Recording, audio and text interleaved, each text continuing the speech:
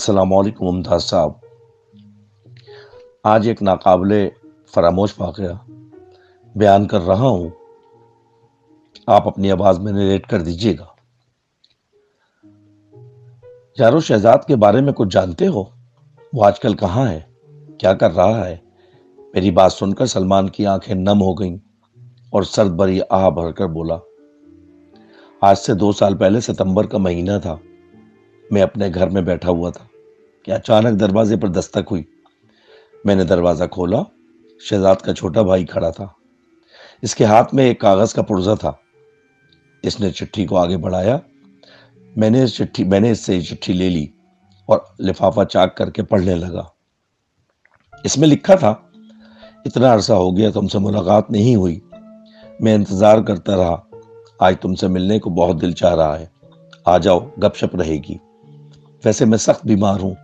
हो सकता है कि मेरी तुम्हारी आखिरी मुलाकात हो। जब मैं शहजाद के घर पहुंचा तो शहजाद की अम्मी ने दरवाजा खोला और उन्होंने मुझे इशारे में बताया कि शहजाद अंदर है। मैं शहजाद के कमरे में पहुंचा तो मेरे दिल को धचका सा लगा। मैं कुछ देर बाहर ही खड़ा रहा। स्मार्ट शहजाद हड्डियों का ढांचा नजर आ रहा था। वो आंखें बंद करके चारपाई पे लेटा हुआ था। मेरे आने की आहट सुनकर इसने आंखें खोली और मुझे अपने पास बिठा लिया। रस्मी लेग से लेग के बाद इसने पूछा, आखिर क्या बीमारी है और इस हाल तक कैसे पहुंचे? इसने बताया कि जुलाई का महीना था और गर्मी की छुट्टियां थी। मुझे अपने अंकल से मिलने कंजरी जाना पड़ा। वहां एक माह रहने के बाद मैं वापस हुआ। सुबह कंजरी से रवाना हुआ था। मगरिब की अजान का वक्त आ पहुंचा। वहां से अकेले ही निकल पड़ा। आखिरकार रात का अंधेरा फैल गया। मैं डरते डरते तेज कदमों से चल रहा था क्योंकि वहां चीड़ और सनोबर के दरख्तों का जंगल था। मैं तेज कदमों से चलता हुआ रात के तकरीबन 10 बजे ताओकोट पहुंचा। अब इससे आगे बिल्कुल तंग रास्ता था। एक तरफ पहाड़ी सिलसिला और दूसरी तरफ दरिया था। मुझे दूर से एक आदमी नजर आया। वो काफी मोटा और सफेद कपड़े पहने सड़क पर चल रहा था। मैंने दौड़ना शुरू कर दिया ताकि इसके जल्द करीब पहुंच सकूं। काफी दौड़ने के बावजूद मैंने देखा कि इस शख्स के ऊपर मैंने इस शख्स के और मेरे दरमियान फासला कम नहीं हो रहा। हालांकि देखने में यूं लग रहा था जैसे वो बहुत आहिस्ता चल रहा हो। मैंने फिर दौड़ना शुरू कर दिया। आखिर दौड़ते दौड़ते मैं इस तक पहुंच गया। अब ये मुझसे तकरीबन 10 गज के फासले पर था। मैंने इसकी तरफ देखा। चांद की मध्यम सी रोशनी थी, मगर इतनी रोशनी में 10 गज से इंसान शनाख्त हो सकता है। इस शख्स का जिस्म सूखी लकड़ी की तरह था और अब वो बिल्कुल साकित खड़ा था। इसकी शक्ल अजीब सी थी। मैं इतना खौफजदा हुआ कि मेरी हिम्मत नहीं हुई कि इससे बात करूं या इससे आगे बढ़कर मिलूं। मैं जरा देर यूं ही चुपचाप बेहिस्सो हरकत खड़ा रहा। फिर अचानक वो शख्स गायब हो गया। ये देखकर मेरे पैरों तले जमीन निकल गई। थोड़ी देर बाद मेरे हवास बहाल हुए तो मैं तेज तेज कदम उठाकर आगे बढ़ा। अचानक मेरे कानों में किसी के चलने की आवाज आई। मैंने फौरन पीछे मुड़कर देखा तो वो शख्स मेरे पीछे आ रहा था। अब खौफ के मारे मेरा बुरा हाल था। मेरे पांव जमीन से उखड़ चुके थे। पांव उठाया तो महसूस हो रहा था कि कोई मुझे पीछे की तरफ घसीट रहा है। मैंने जहन पर जोर दिया कि कोई कुरानी आयत पढ़ लूं, मगर इस मुश्किल में जो कुछ आता था वो भी भूल चुका था। किसी आयत को शुरू कर दिया तो किसी को इख्तिताम भूल गया और किसी का इख्तिताम याद था तो शुरू भूल चुका था। यानी कि मैं बिल्कुल कंफ्यूज था। मैंने अपने जहन पर जोर देकर आखिर आयतुल कुर्सी पढ़ना शुरू की। तकरीबन 1 किलोमीटर इसी तरह गुजर गया। मैंने दिल में कलमा और कुरानी आयत का विर्द करते हुए अपना सफर जारी रखा। अचानक वो शख्स फिर मेरे सामने आ गया। इस बार इसकी पीठ मेरी तरफ थी। मैं थोड़ा आगे चलकर रुक गया और अपनी मौत का इंतजार शुरू कर दिया। वो बला आहिस्ता आहिस्ता मेरी मुंह की तरफ आने लगी। मैं पहली बार इसका मुंह देख रहा था। इसका मुंह बहुत खौफनाक था। चेहरे पर लंबे लंबे बाल और ऊपर के 2 दांत बहुत लंबे, तकरीबन 8 इंच के थे। इतने में इसने मुंह खोला तो इसके मुंह से शोले निकलना शुरू हो गए। इसने मुझसे कहा कि अब तुम मुझसे नहीं बच सकते। मैंने भागना चाहा, मगर इस कोशिश में चकरा कर जमीन पर गिर पड़ा। वहां मैं कितनी देर पड़ा रहा मुझे इल्म नहीं, मगर जब मैं होश में आया तो मैंने देखा कि इस वीराने में तन्हा पड़ा हूं। थोड़ी सी हिम्मत करके मैंने आसपास देखा, वहां कुछ न था। चांद की रोशनी फैली हुई थी। मैं आहिस्ता आहिस्ता चलने लगा। अब मेरा घर ज्यादा दूर न था, लिहाजा मैंने दौड़ना शुरू कर दिया और बिल आखिर घर पहुंच गया। मैंने जोर जोर से दरवाजा खटखटाया और बेदम होकर दरवाजे पर गिर पड़ा। मुझे याद नहीं कितनी देर बाद मुझे होश आया। होश में आते ही मेरे गले से एक आवाज निकली, वो आ रहा है, वो आ रहा है, पकड़ो, वो मुझे खा जाएगा। मैं वक्ती तौर पर तो ठीक हो गया, मगर इसके बाद से मुसलसल बीमार हूं और अब जो हालत है वो तुम्हारे सामने है। मैंने शहजाद को तसल्लियां दी और कहा, अब तुम बहुत जल्द ठीक हो जाओगे। इन दिलासों पर शहजाद की आंखों से आंसू ऐसे निकल रहे थे जैसे आबशार से पानी बहता हो। मैं शहजाद को तसल्ली देकर अपने घर आ गया। एक दिन मुझे यह अफसोसनाक खबर मिली कि शहजाद का इंतकाल हो गया है और मेरी आंखों से आंसू बहना शुरू हो गए। तमाम नाज़रीन से मैं अर्ज कर दूं कि मुझे माफ़ कीजिएगा, मेरा गला बहुत ख़राब है। फ्लू की जैसे मेरी तबीयत ठीक नहीं, लेकिन इस एपिसोड को जारी रखने के लिए मुझे ये रिकॉर्डिंग इसी तरह करनी पड़ी। मौजूद चाहता हूँ।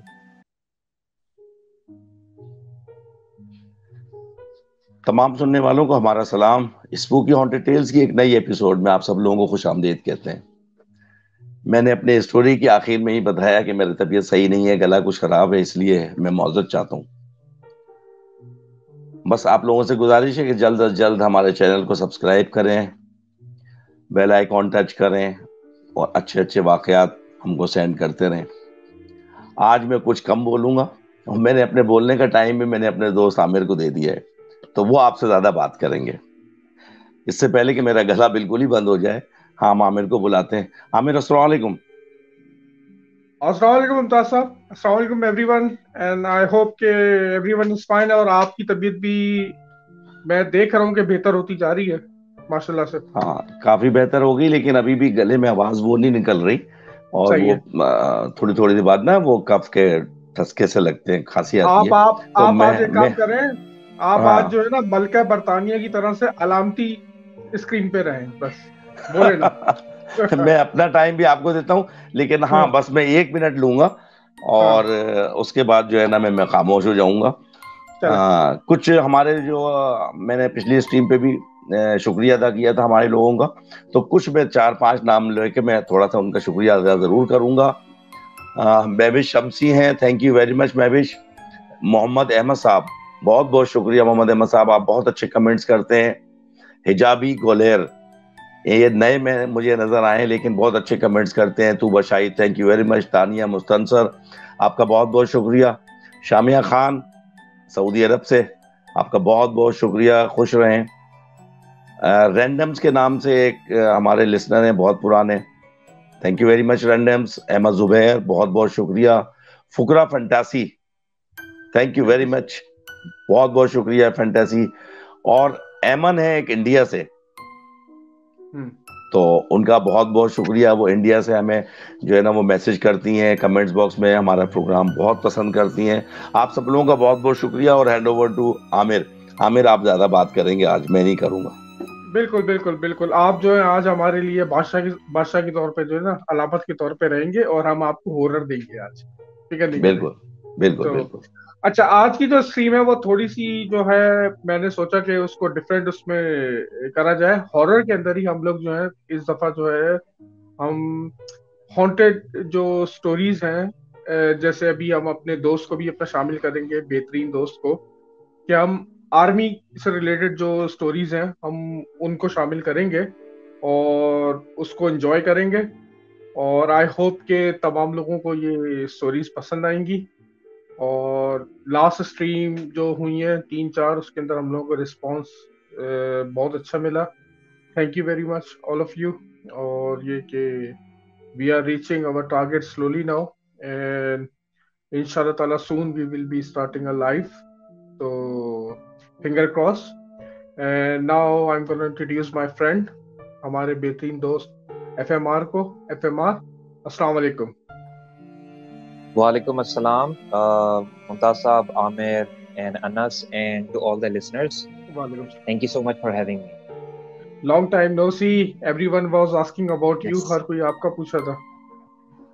हाँ नहीं, हम तो ऑब्वियसली मैं तो एसोसिएटेड हूँ इस चैनल पे, इंशाल्लाह आके कंट्रीब्यूट करता रहूँगा और कहना चाहूँगा कि आप लोग बड़ा अच्छा काम कर रहे हैं और बहुत डेडिकेशन के साथ कर रहे हैं। और आपके सुनने और देखने वालों को ये चीज़ समझनी चाहिए कि यार जितना एफर्ट जाता है इन चीज़ों को एक बिल्ड करने में, प्रेजेंट करने में, प्रोड्यूस करने में और आप तक पहुँचाने में, वो बहुत बड़ा एफर्ट है, बहुत डेडिकेशन है। हम सब प्रोफेशनल्स अपनी ज़िंदगी में प्रोफेशनली एम्प्लॉयड हैं और कहीं ना कहीं बिजी हैं इवन आफ्टर एम्प्लॉयमेंट, लेकिन ये कि जो टाइम हम निकालते हैं वो बहुत कीमती होता है। तो आई रियली होप कि सुनने वाले देखने वाले जो हैं वो इस एफर्ट को अप्रिशिएट करेंगे और चैनल को सब्सक्राइब करते रहेंगे। सो या बिल्कुल.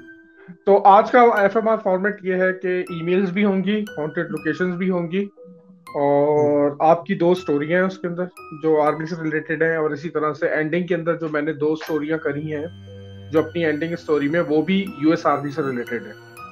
तो चले अब मैं सीधा आपकी तरफ ही चलता हूँ. तो द माइक इज योर्स. आप अपनी पहली स्टोरी सुनाएं और बीच में मैं जो हूँ उसके अंदर जो आपसे चीजें पूछता रहूंगा. बिल्कुल बिल्कुल जी, thank you so much. So basically मैं चाहता था कि एक स्टोरी है पाकिस्तान आर्मी से रिलेटेड जो कि मैं शेयर करूं। जी. ऑब्वियसली चूंकि ये जिस एरिया से ये स्टोरी ओरिजिन जहाँ से है, जहाँ से ये स्टोरी बिलोंग करती है, जिस रीजन से पाकिस्तान के, वो आज़ाद जम्मू एंड कश्मीर है और उसका बेसिकली चकोटी सेक्टर है। चकोटी से अब सही. जी, अब चकोटी आपको पता है क्योंकि लाइन ऑफ जो है वो बॉर्डर बेसिकली LOC है जी. और उसके ऑपोजिट जो है वो इंडिया का उरी सेक्टर लगता है, जो कि ज़ाहिर है वहाँ पे भी उनके फोर्ट बेसेस है, हमारे चकोटी में है, बाग में है। और जी. तो मतलब विदाउट डिस्क्लोजिंग डिटेल्स मैं ये बताना चाहूंगा कि चकोटी सेक्टर के आसपास बॉर्डर के बिल्कुल करीब हमारी चेक पोस्ट हैं।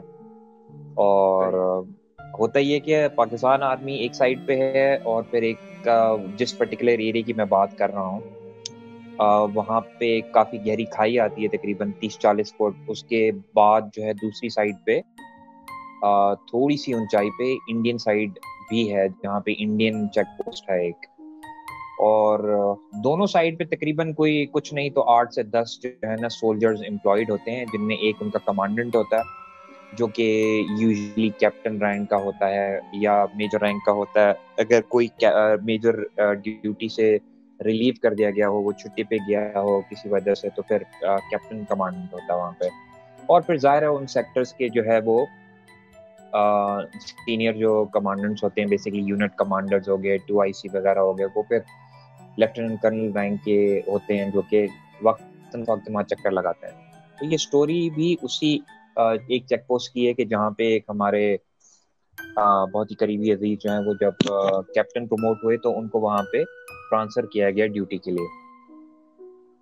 तो इस सेक्टर में जो है वो बेसिकली बहुत ज़्यादा घने दरख्त हैं और मैंने जिस तरह बताया खाइयाँ हैं, कुछ एक दो जगह से छोटी मोटी पहाड़ी से चश्मे भी आ रहे हैं। तो काफी ग्रीन एरिया है और रात में बिल्कुल वीराना होता है, मतलब घुप अंधेरा, चूंकि बॉर्डर है दोनों तरफ रोशनी नहीं रखी जाती और बहुत कम लाइट इस्तेमाल की जाती है वक्त जरूरत रात के वक्त। और रात में पेट्रोलिंग भी होती है, दिन में भी पेट्रोलिंग होती है और टावर पे जो है वो वॉच होती है स्नाइपर्स की। तो सही. जो मेरे अजीज हैं वो बेसिकली वहाँ पे नए नए गए तो पहले दिन तो उनका वहाँ पे सही गुजर गया। उनको नाइट की ड्यूटी मिली, वो नाइट की ड्यूटी में थे अपने जवानों के साथ। 4 की एक बैच होता है, वो निकल गया फॉरवर्ड। फिर उसके बाद जो है वो 2 का बैच, फिर वो उसको मतलब वो एक उन्होंने पूरे सेटअप बनाया होता है। तो 12 उसकी डिटेल में नहीं जाएंगे। तो वो जब पहला बैच निकला अपनी पेट्रोलिंग के लिए, तो पेट्रोलिंग करके आए तो ये कैप्टन साहब हैं, ये अपनी चेक पोस्ट पे बैठे हुए थे, खाना वाना रात का खा लिया था, चाय का वेट कर रहे थे कि चाय बने और चाय पिए। तो ये पहली इनकी रात तो बिल्कुल नॉर्मल गुजरी, जिस तरह की आम पेट्रोलिंग होती है। 2 दिन बाद वही ड्यूटी रात की ये इसी तरह अपनी फॉरवर्ड पार्टी को भेज के आगे, तो ये आरटी पे जो है वो अपनी कम्युनिकेशन पे मॉनिटरिंग कर रहे थे। तो ये जिस रूम में बैठे थे ना, वो रूम ग्राउंड लेवल से नीचे है, थोड़ा दबा हुआ है, मतलब एक bunker, almost semi bunker type की चीज होती है। सही तो है। उसमें से आधी खिड़की जो होती है वो आपकी जो है वो समझे जमीन में दबी, और आधी से आपको बेसिकली थोड़ा सा व्यू नजर आ रहा है। और वो व्यू इनका जो था वो इनकी खाई का था, जो बिल्कुल सामने 30-40 फुट गहरी खाई थी, और उसमें छोटे मोटे झाड़ियां और दरख्त लगे हुए थे। हम्म, तो इन्होंने उस झाड़ी में देखा कि भाई वहां से जो है ना, इंडियन साइड से जो है वो कोई 5-6 जो है वो आम, अब उनको ये नहीं पता कि वो क्या चीज थी, लेकिन लग रहा था कोई इंसान नुमा चीजें हैं, वो लाइट लेके, लालटेन की रोशनी लेके, तो वो नीचे उतर रही हैं और पाकिस्तान साइड पे वो चढ़ रही हैं। अच्छा। तो इन्होंने देखा तो ये फौरन अलर्ट हो गए, इन्होंने अपने बायनोकुलर्स निकाले और इन्होंने जो है वो अपने विंडो में से फॉरवर्ड आगे देखना शुरू कर दिया कि भाई ये क्या है। उनको लगा कि शायद ये लोग रात में कोई एक्सकर्जन कर रहे हैं या क्रॉस करने की कोशिश कर रहे हैं, या जिस तरह होता है कि कोई शायद हम्म, शरारत कर रहे हो या इस तरह। तो इन्होंने जो है वो आरटी पे अपनी पेट्रोलिंग पार्टी को भी अलर्ट कर दिया। पेट्रोलिंग पार्टी उस तरफ आ गई। अब पेट्रोलिंग पार्टी जाहिर है वो भी अंधेरे में आ रही है, और यहाँ इनको लाइटें नीचे नजर आ रही हैं, लालटेन की रोशनी थी, मजे की बात है। कोई आर्टिफिशियल लाइट नहीं थी जिस तरह की टॉर्च की होती है। तो ये बड़े सही परेशान है। हुए। खैर इन्होंने जाके वहां पे फिर पार्टी पहुंची, फिर उन्होंने अपनी फ्लड लाइट्स ओपन की और हर जगह लाइट मारी रात में। तो इस तरह से ऐसे बॉर्डर एरियाज में रात में लाइट मारना जो है ना वो काफी डेंजरस होता है, बिकॉज अगर आप इस तरह कॉन्स्टेंटली लाइट मारते रहें तो फिर वो दुश्मन की अटेंशन ड्रॉ हो जाती है, फिर वो भी आपको लाइट मार के देखता है, एक तरह से वार्न करने की कोशिश करता है कि जी आप क्या कर रहे हैं। अगर कोई इल इंटेंट होता है तो फिर हालात कशीदा हो जाते हैं।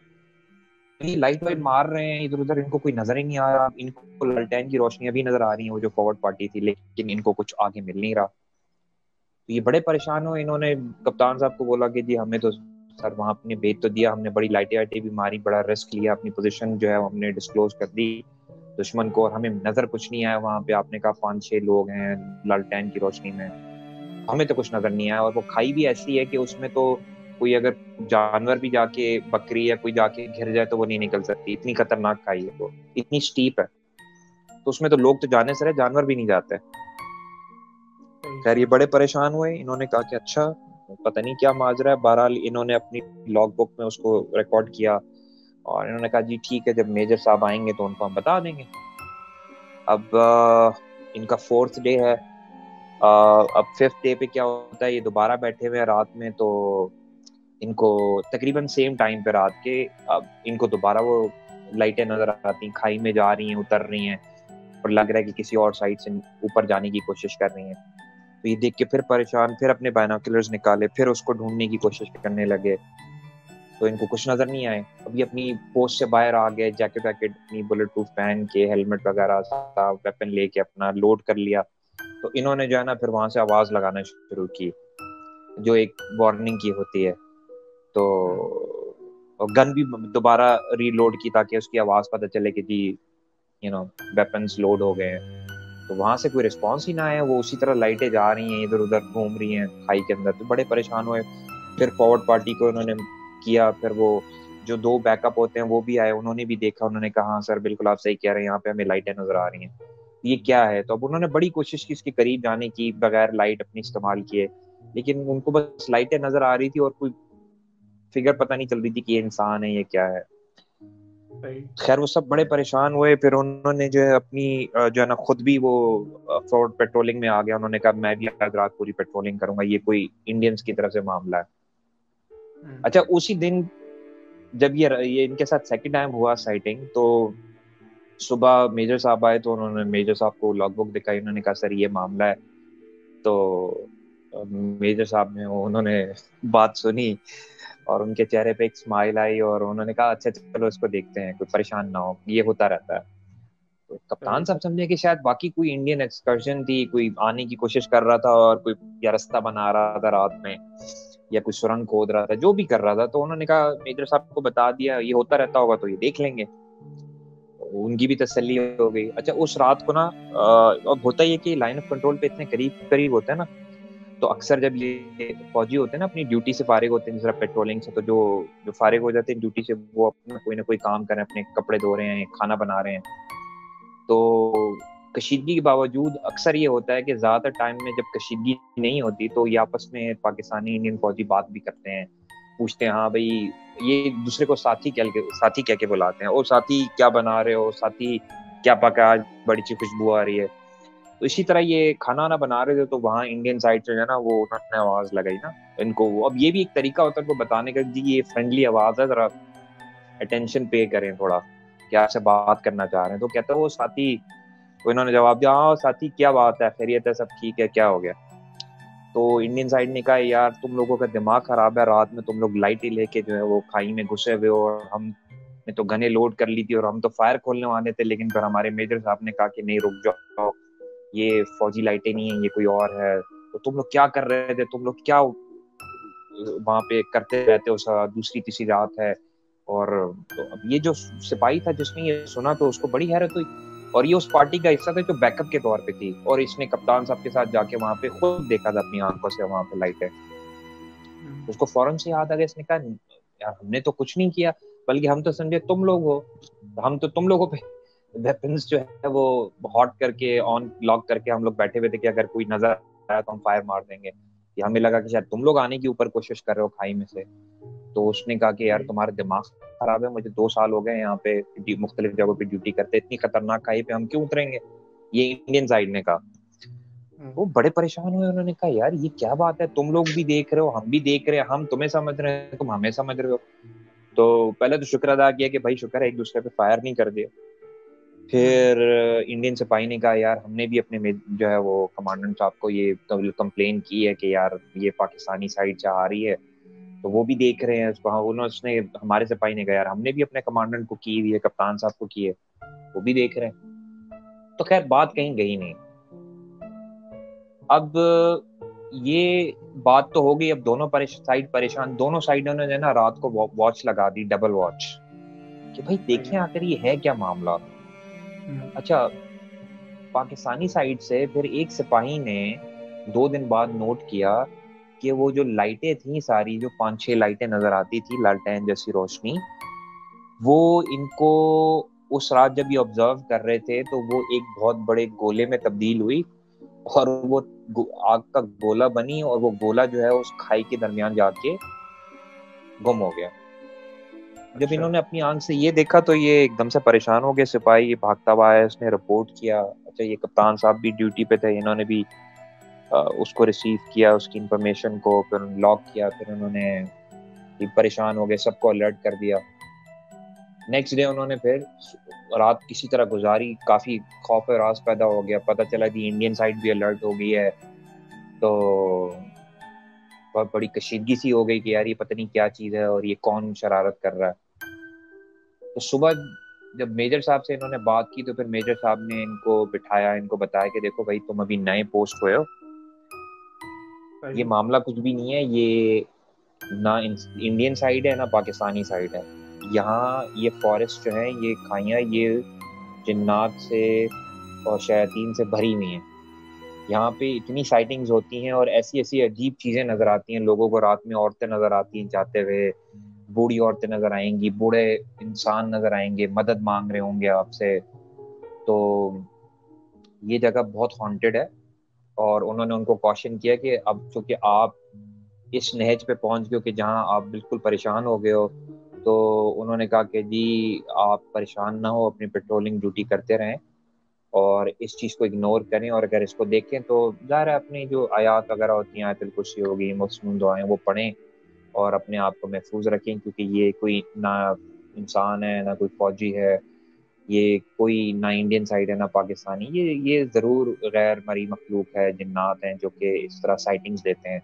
तो फिर मेजर साहब ने अपना भी एक शॉर्ट सा वाक़या बताया कि इसी तरह मैं भी जब कुछ अर्सा पहले यहाँ पे ड्यूटी कर रहा था फॉरवर्ड, तो हालात बहुत कशीदा थे, तो हम आपस में कम्युनिकेट नहीं करते थे बॉर्डर के अक्रॉस। तो उस दौरान भी हमने एक बूढ़े इंसान को देखा था जो हमें मदद के लिए पुकार रहा था। तो इंडियन और पाकिस्तानी दोनों सोल्जर्स जो हैं उस फॉरवर्ड जगह पे पहुंचे, और पता चला कि जी वो बुजुर्ग साहब जो हैं वो एक लाइट की सूरत इख्तियार की और वो दरख्तों में चले गए। तो ये देख के दोनों साइड बहुत घबरा गई और फिर दोनों साइडों ने जो है वो रिट्रैक्ट किया अपनी पोजीशन को और फिर वो अपने बंकर्स में चले गए।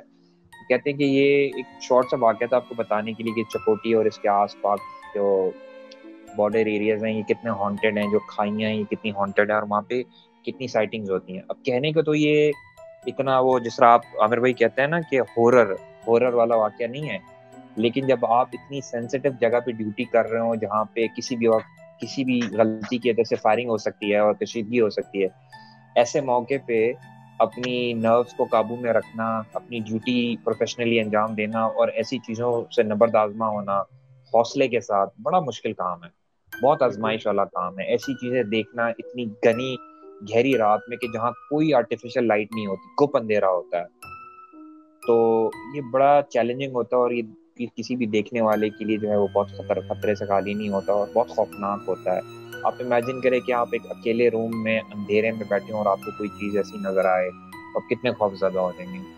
और ये एक नहीं, 5-5 6-6 दिन। और तो ये तो ये इन लोगों बहुत का तो खतरनाक। ये वैसे एफएमआर के इन लोगों का तो वैसे भी आपको पता है कि जिस तरह की कंडीशन में होते हैं, ना लाइट्स इनको अलाउ होती हैं रात में, वहाँ पे अंधेरे में बिल्कुल बैठे हुए होते हैं। तो ये कि इनकी हिम्मत की बात है और इनकी अज़मत को सलाम है। और इन लोगों की वजह से हम लोग हैं जो ये इतनी सारी चीजें बिल्कुल बर्दाश्त करते हैं, पैरानॉर्मल और नॉर्मल सारी। तो इंटरेस्टिंग स्टोरी थी, यानी कि दोनों तरफ से वो कह रहे थे कि अपना कि ये है और वो असल में निकले हाँ अपना हजरत जिन्नात।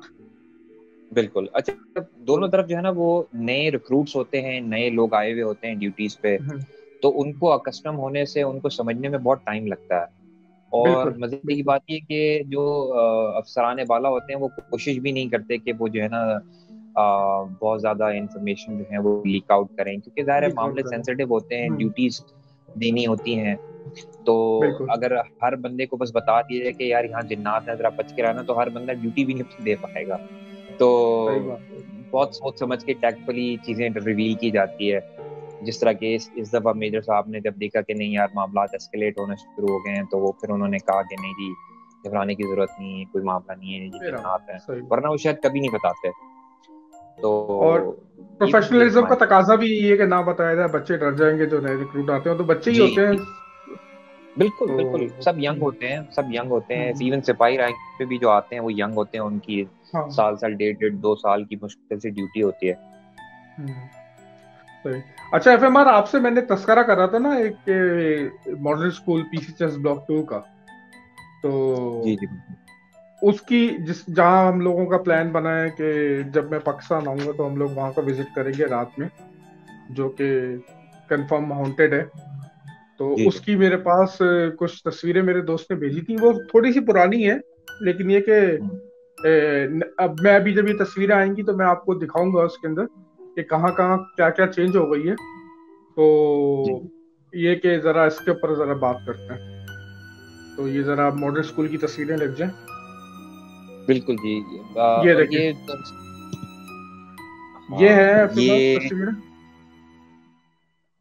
जी ये जो तस्वीर है ना, ये सामने ये जो है ये गर्ल्स साइड की है। ये गर्ल्स की एंट्री है। अच्छा, इसके बिल्कुल नीचे जो है हम्म, अच्छा, ये आपको इसमें लेफ्ट साइड पे दीवार नजर आ रही है।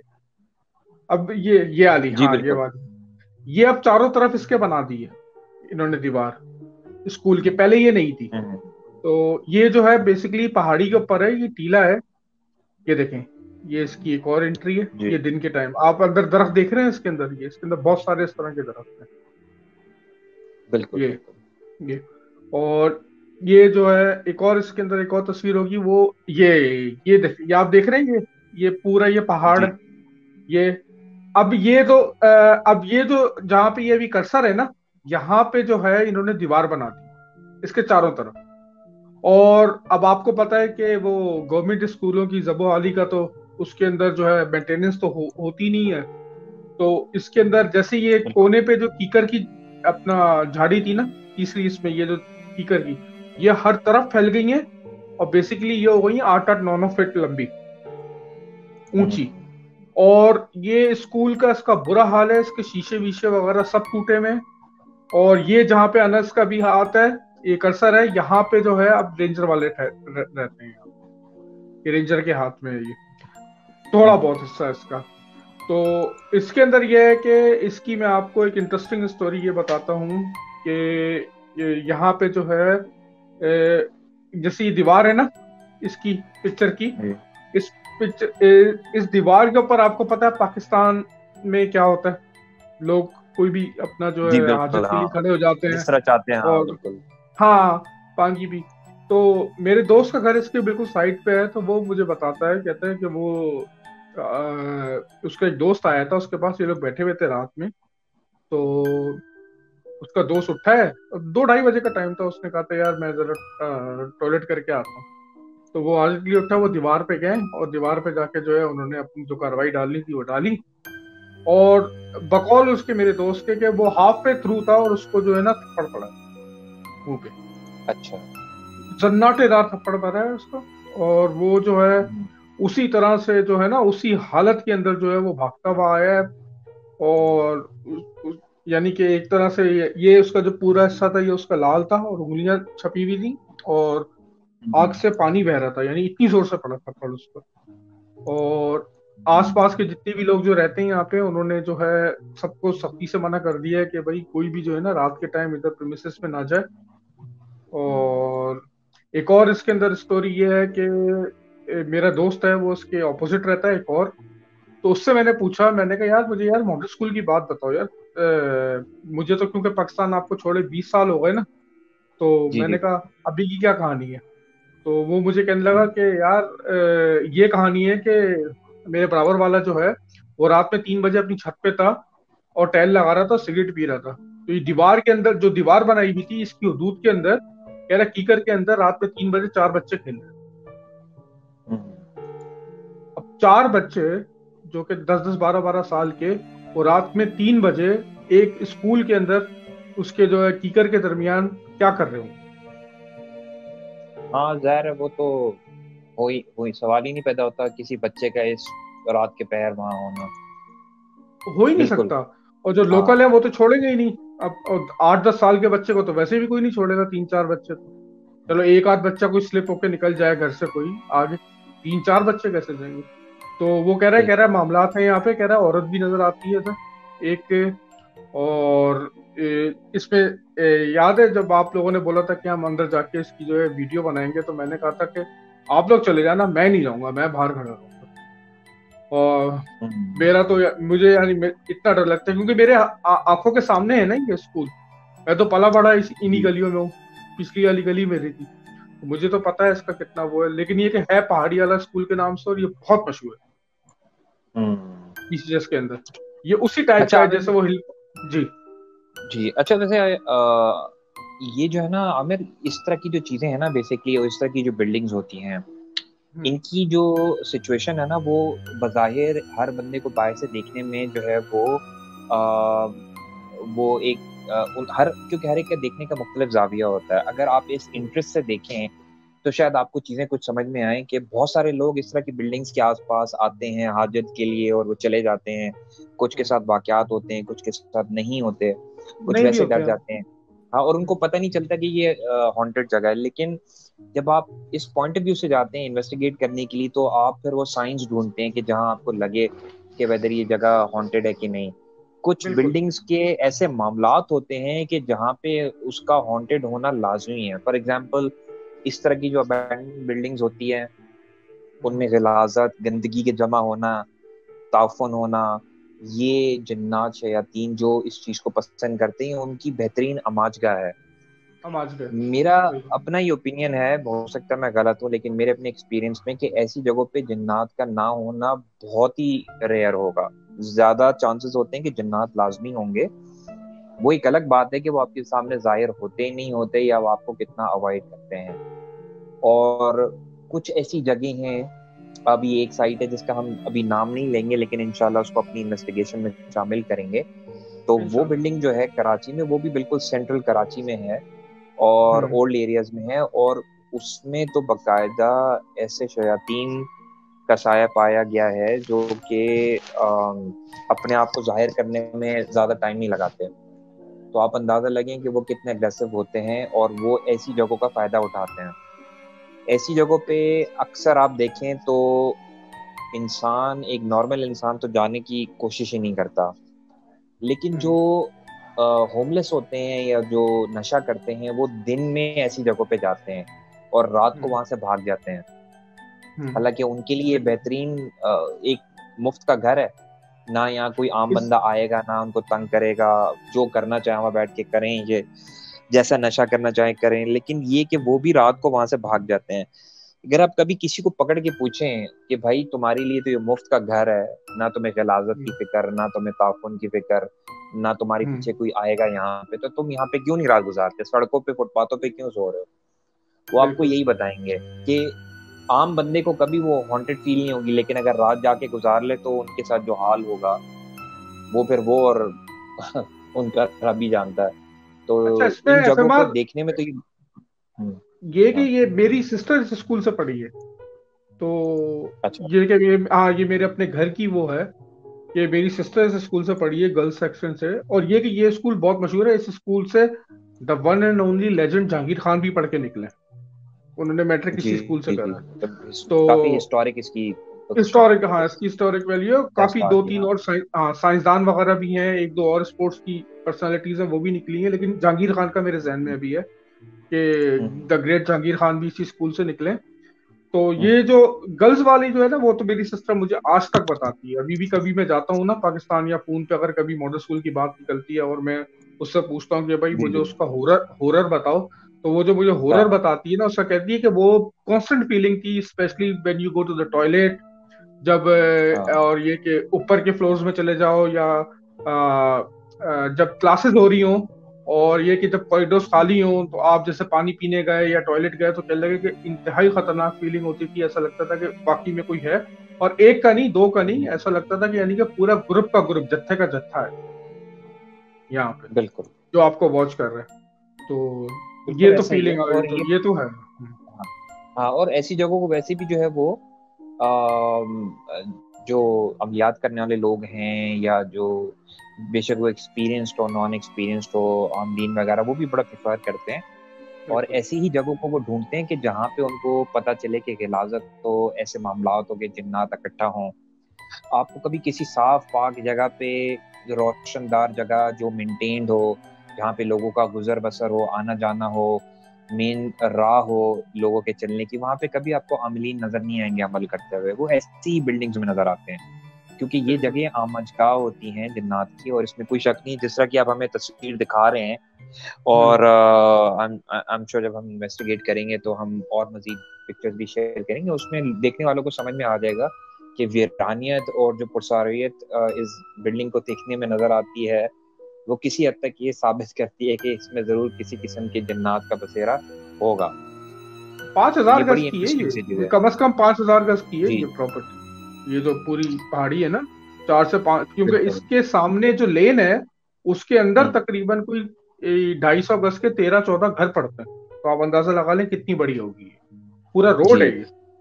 तो और आमिर साहब, एक आप में बात बताऊं बड़ी इंटरेस्टिंग, कि वैसे भी पहाड़ी जो एरियाज होते हैं ना, वहाँ पे जिन्नात का बसेरा ज्यादा होता है। फेवरेट होते हैं ना, यहाँ फेवरेट होते हैं ना। हाँ, स्पेशली जो ऊंची जगह होती हैं वो फेवरेट होती हैं, तो कोशिश की जाती है कि ऐसी जगहों को अवॉइड किया जाए। अब हमारे बहुत सारे, जिस तरह ये स्कूल हो गया, रिजरा हिल पार्क है, और बहुत सारे और मकामात हैं जो कि ऊंचाई पे हैं, तो वहाँ पे हमेशा कोई ना कोई हमें स्टोरी सुनने को मिलती है। उसकी वजह भी यही है। बिल्कुल बिल्कुल। चले फिर हमारे एक ईमेल में आपको सुनाता हूँ, और आई थिंक मुमताज साहब भी आ चुके हैं वापस। मुमताज साहब का शायद मेरे ख्याल से डिस्कनेक्ट हो गए थे, लेकिन एक दोबारा वापस आ गए। तो मैं एक ईमेल पढ़ता हूँ, तो फिर इसके ऊपर फिर बात करते हैं ईमेल के ऊपर। जी बिल्कुल। मैं जरा पेपर निकालूं। अच्छा जी, ये ईमेल है कि अस्सलाम आमिर भाई, मुमताज साहब एंड द टीम, मेरा नेम मेंशन नहीं करिएगा। मेरे 4 भाई और 2 बहनें, और मैं अपने भाइयों के साथ अपने घर में 2 रूम शेयर करता था। हमारा घर महमूदाबाद में था, और हम एक अच्छी आसूदा जिंदगी गुजार रहे थे।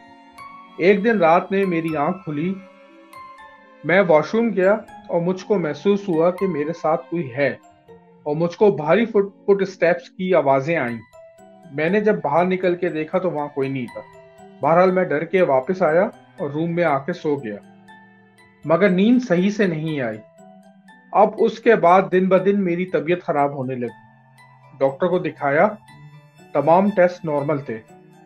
फिर एक दफा ऐसा हुआ, मेरा छोटा कजन हमारे यहाँ रुकने आया। मेरा वो कजन रात में बहुत लेट सोता था क्योंकि उसकी छुट्टियां थी।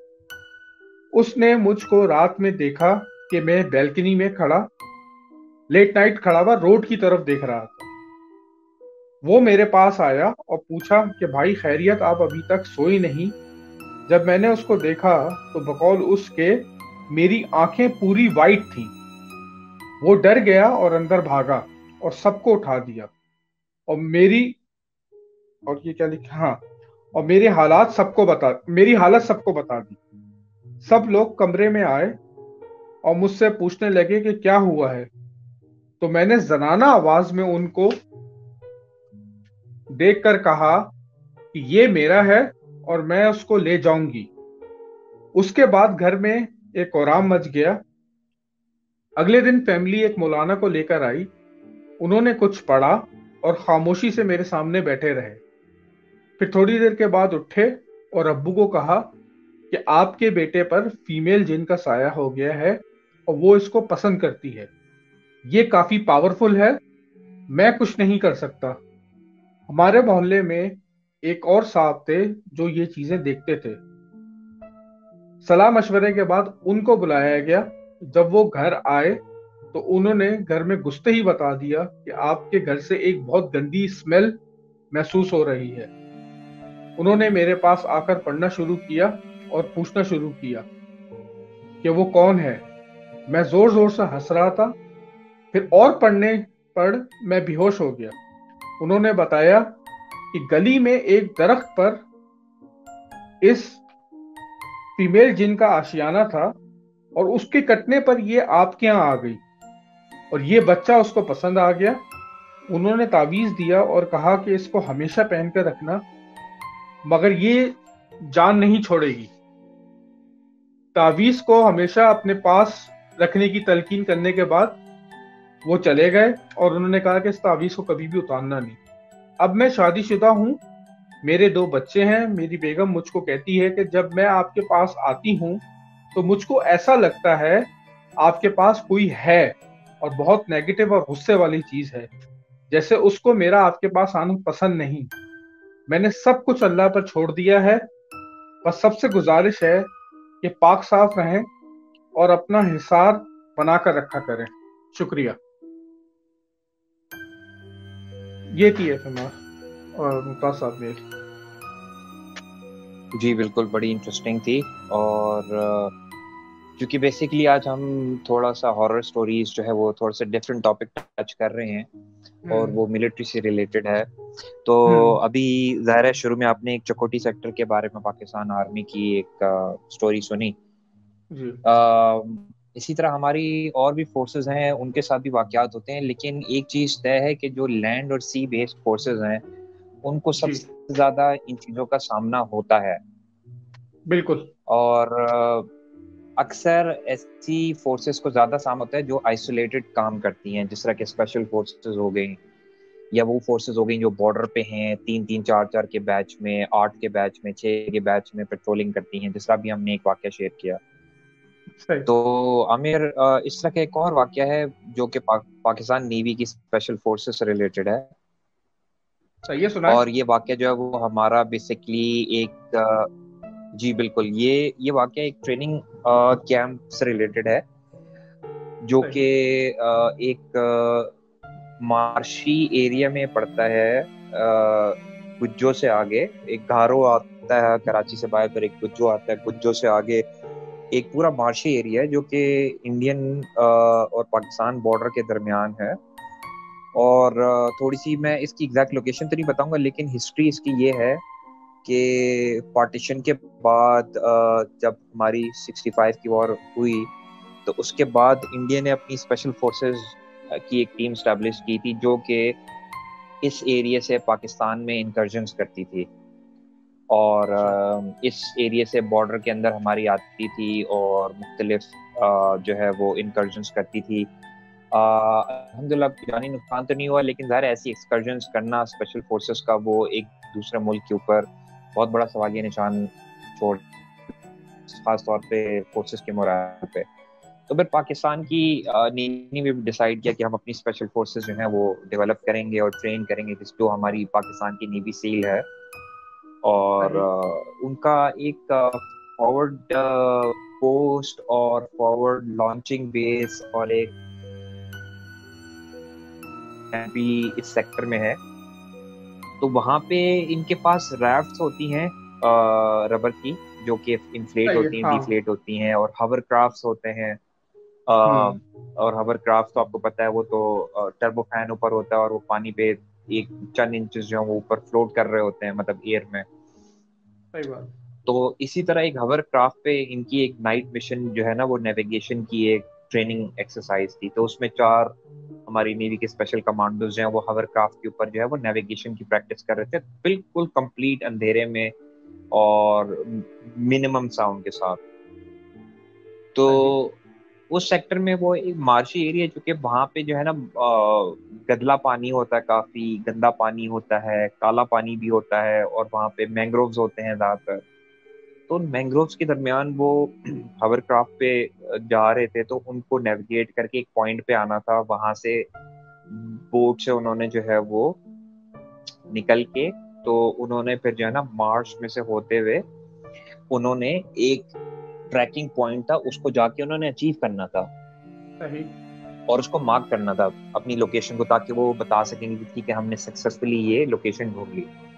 तो वो अभी उस मार्शी एरिया के पास अपने फाइनल पॉइंट पे जा रहे थे, जहां से उन्होंने बोट से जो है वो पानी में कूद के, तो फिर उन्होंने मार्श पे पानी में तैरते हुए जाना था। तो उससे पहले वो क्या देखते हैं कि जब वो उस घने मार्श जंगल में एंटर हुए, तो जैसे ही वो एंटर होने लगे तो 4 कमांडोज थे, तो एक ने जो जो एक पोजीशन पे वॉच फिल होता है बोट के अंदर, उसने नोट किया कि वहां उनको मार्श के अंदर जो है ना एक बिल्कुल गदली सी, मैली सी, कीचड़ से लटपट और काफी घने उस औरत के बाल थे। बज़ाहिर औरत नजर आ रही थी और काफी उसके घने काले बाल थे, और लग रहा था कि जिस तरह वो कीचड़ से बिल्कुल भरी हुई है। अब ये उनको किस तरह पता चला? ये जाहिर है वो चूंकि वो स्पेशल फोर्सेस की ट्रेनिंग करते हैं और उनको पता है कि एक फुल मून नाइट में इंसान की जो जिल्द है वो फुल मून में किस तरह रिफ्लेक्शन देती है। तो उनको उनकी जो है ना वो उनका एक मेंटल इमेज बिल्डअप हो चुका होता है कि अगर वो किसी को स्पॉट करना चाहें तो वो समझ जाते हैं कि किस एंगल में वो देखेंगे और क्या रिफ्लेक्शन होगा, कितना नजर आएगा, कितना नहीं। और एक इंसान अगर कीचड़ में लटपट होगा तो वो तभी नजर आएगा जब वो फुल ऑन वर्टिकली खड़ा हुआ है अपने पाँव पे और कोई मूवमेंट कर रहा है, वरना अगर वो बैठा हो, लेटा हो, तो वो नजर नहीं आएगा, क्योंकि मिट्टी जो है वो, कीचड़ जो है वो स्किन का रिफ्लेक्शन जो है वो ब्लॉक कर देती है। बिल्कुल। तो वो उनको खड़ी भी नजर आई वर्टिकल, और वो दरख्त के जो मैंग्रोव का दरख्त था उसके दोनों किनारों को अपने हाथों से जिस तरह के दोनों हाथ स्ट्रेच करके, नहीं बिल्कुल इस तरह एक जहाज का विंग बना के दोनों तरफ वो इस तरह वो खड़ी हुई थी। तो एक कमांडो था जो जिसने उसको नोट किया, तो उसने अपने बाकी पार्टी को रुकने का कहा और उसने रिपोर्ट करने का कहा।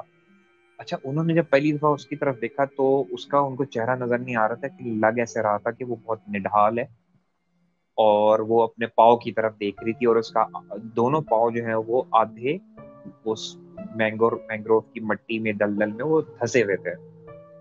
अब इनको भी पता था कि अगर ये उतरेंगे तो इनकी भी, चूंकि इन्होंने तो बकायदा वो अपनी किट होती है, बूट्स पहने हुए होते हैं, डीए, तो वो ये उसको वो नहीं वो उतार सकते कीचड़ में इस तरह से। इनको उसके एक और एक्टिविटी होती है वो परफॉर्म करनी होती है। तो इन्होंने कहा कि यार ठीक है, हम हावर क्राफ्ट को थोड़ा करीब लेके जाते हैं, हो सकता है कोई किसी पानी के रेले में बह के या बोट से घिर के या किसी और वजह से वो आ गई हो। तो उसने जब उस औरत की तरफ देखा तो जाहिर है वो अब स्ट्रेटेजाइज कर रहे थे कि हम डायरेक्ट तो मार्श एरिया में और पानी में नहीं कूद सकते, तो हम किस तरह करीब हावर क्राफ्ट को ले जाएं और इस औरत को जाके देखें और ये जाहिर है तकलीफ में होगी तो उसको रेस्क्यू किया जाए। अब जैसे जैसे वो अपने हॉवरक्राफ्ट को मोड़ने लगे तो और उसका रुख जो है वो उस मैंग्रोव की तरफ करने लगे जहाँ पे वो औरत नजर आई उनको। तो जैसे जैसे वो आगे बढ़ने लगे तो उनको नजर आया कि उस औरत ने जो है वो अब जो उसका हुलिया था, जो सर अब उसका अपने पाँव की तरफ झुका हुआ था, वो उठने लगा और वो उनकी तरफ देखने लगी। अब जब उनकी नज़र उस औरत पे पड़ी तो उस टाइम उनको ऐसे लगा, सारे कमांडोज को, कि सारा एक औरत है, मट्टी में गिरी हुई है और कीचड़ से लथपथ है, तो उसके चेहरे का सही पता नहीं चल रहा था। अब और डिस्टेंस भी थोड़ा-सा था तो उनको इतना पता नहीं चल रहा था, लेकिन एक चीज़ उन्होंने उसी वक़्त नोट की इतने डिस्टेंस के बावजूद, कि उस औरत की आँखें जो थीं वो उसके जो फेस का प्रोपोर्शन होता है ना, जो साइज़ होता है, उसके हिसाब से 2-3 गुना बड़ी थी और इतनी क्लियर आँखें थीं कि वो दूर से चमक रही थीं। अब जब उन्होंने ये देखा तो सारे एकदम से अलर्ट हो गए और सारे एकदम से जो है उन्होंने जो बोट का अ, जो बोट ऑपरेट कर रहा था उसने हॉवरक्राफ्ट को एकदम से रोक दिया। उसका जो है ना कंट्रोल ले लिया, एकदम से रोक लिया और वो वहाँ पे साकित हो गए और आपस में बात करने लगे कि ये हमने क्या देखा है। अब उनको यकीन ना है कि उन्होंने इतनी बूढ़ी और लागर औरत पे उसके चेहरे के हिसाब से 2-3 गुना बड़ी आँखें देखी जो चमक रही थी। तो उनमें से एक जो फौजी था उसने बाकियों को बोला कि यार मुझे ये मामला बेहतर नहीं लग रहा है, ये कोई औरत नहीं है और अगर आप सोचें तो यहाँ से जो सी शोर है या करीब का जो ज़मीनी इलाका है वो कुछ नहीं तो 2 से 3 किलोमीटर दूर होगा। अब चूँकि ये नेविगेशन करते हैं इनको तो इन चीज़ों का पता होता है कि ज़मीन कितनी दूर है, यहाँ से कौन-सा साहिल लगता है, कितनी दूर जो है वो कोई फिशिंग विलेज है। तो इन्होंने कहा वो कम से कम 2 किलोमीटर दूर है, ये इतने आगे आ भी नहीं सकती और आस-पास कोई बोट भी नहीं है कि जो टूट गई हो जिसमें ये जा रही हो और ये फँस गई हो। तो वहीं पे साकित होके उसको देखते रहे। अब उस औरत को जब इन्होंने गौर करना शुरू किया तो उसका चेहरा जो इनको क्लियर नज़र नहीं आ रहा था और कीचड़ में लथपथ था और सिर्फ़ उसको आँखें नज़र आ रही थी, अब उनके चेहरे के खद्दो-ख़ाल वाज़ेह नज़र आना शुरू हो गए। इस हद तक वाज़ेह नज़र आने लग गए कि उस औरत का प्रॉपर चेहरा, होंठ, उसके दाँत, उसका मुँह, उसके लिप्स, उसकी जो है वो पलकी आँखों की वो तक क्लियर नज़र आने शुरू हो गई और वो बाकायदा उसको देख रहे हैं और वो इतना खौफ़नाक चेहरा था, वो बताते हैं कि आधे से ज़्यादा चेहरा ऐसा था जैसे कि जला हुआ होता है और मुँह जो है वो छोटा-सा था और उसके एक साइड से दाँत बाहर निकले हुए थे और दाँत भी ऐसे बाहर नहीं निकले हुए थे जिस तरह कि हम फ़िल्मों में देखते हैं ड्रैकुला के निकले हैं और पूरा मुँह है।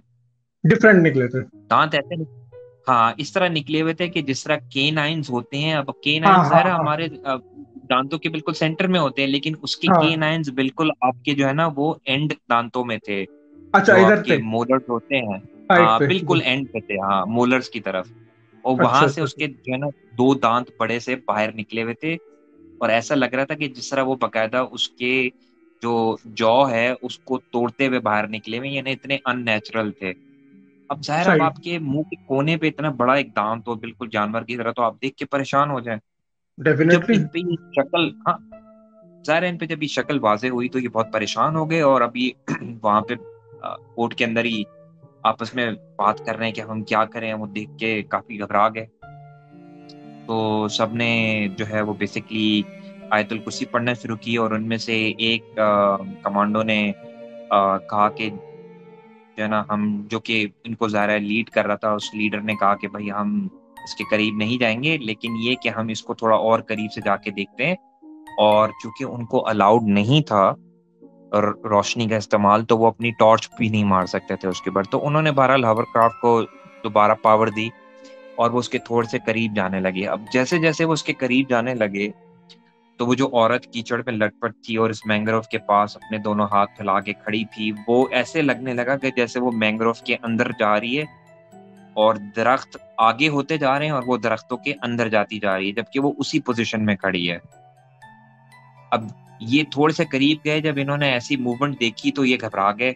अब इन्होंने कहा कि अब हम में मजीद हिम्मत नहीं है आगे जाने की, ये डेफिनेटली कोई औरत नहीं है, कोई इंसान नहीं है, वो गैर मरी मखलूक है, और हम जो है वो मजीद आगे जाने से इसको जो है वो हम इसका कोई मतलब फायदा नहीं है हमें।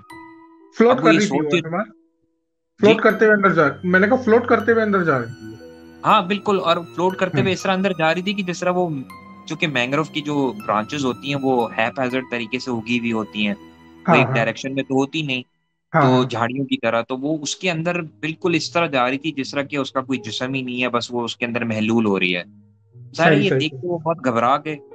अब ये मजीद से करीब से देखना चाह रहे थे अपनी ऑब्जर्वेशन के लिए, लेकिन फिर ये उनको रुकना पड़ा, अपना डिसीजन चेंज करना पड़ा, और लीडर ने कहा कि हम मजीद आगे नहीं जाते। और सही। भी ये टर्न ही करने लगे थे कि इनको पीछे से जो है ना उसने आवाज दी, और इनकी लीडर ने जैसे ही टर्न किया तो आप यकीन नहीं करेंगे कि वो इतने करीब थी कि लिटरली अगर वो कूदते पानी में तो वो 2 कदम लेके उसको बिल्कुल उसके सामने आई टू आई खड़े हो जाते, इतने करीब वो हवरक्राफ्ट के आ गई थी। अब चूंकि ऐसी सिचुएशन थी, यूजली हवरक्राफ्ट में जब आप कमांडोज जा रहे होते हैं तो वो एक सर्टेन पोजीशन में और एंगल में बैठते हैं कि वो हर अपने तकरीबन 280 डिग्रीज 290 डिग्रीज को कवर कर सकें सही है। गन्स के साथ, हम्म, ठीक है ना।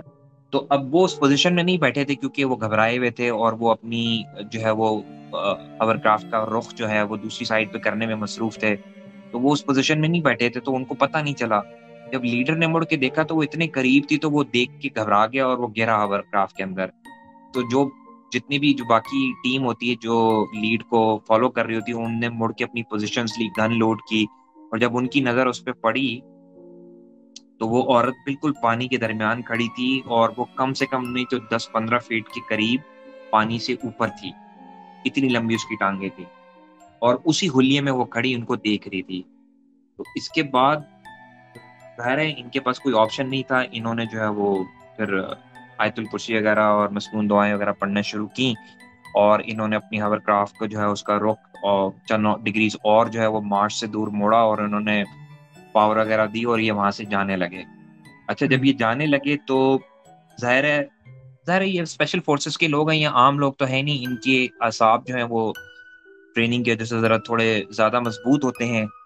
तो हम्म, इनमें से किसी ने भी जो है वो बहुत ज्यादा रिएक्ट नहीं किया, लेकिन घबरा सारे गए थे ऐसी चीज को देख के।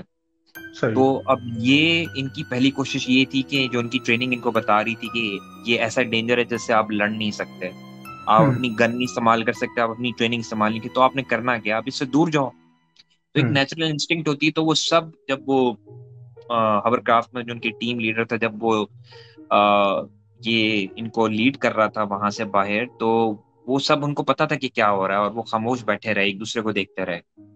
जब वो थोड़ा सा आगे निकले तो उनको बहुत जोर से चीख की आवाज आई, और इतनी कोई दर्दनाक किस्म की चीख की आवाज आई कि जैसे किसी ने किसी औरत का कत्ल कर दिया और बेदर्दी से किया हो, इतनी सही दर्दनाक चीख आई उनको। और सही। वो चीख, वो बताते हैं कि इतनी रेजोनेट कर रही थी उसकी आवाज हवा में और सराउंडिंग में, कि जिस तरह एको कर रही हो, कि वो सही उसको चंद सेकंड तक सुनते रहे, और उनके कहते हैं कि जी हमारे रोंगटे खड़े हो गए। और उस पूरे एनकाउंटर में पहली दफा ऐसा हुआ कि उनको लगा कि उन सबके रोंगटे खड़े हो गए हैं, इतनी खतरनाक और दर्दनाक चीख थी।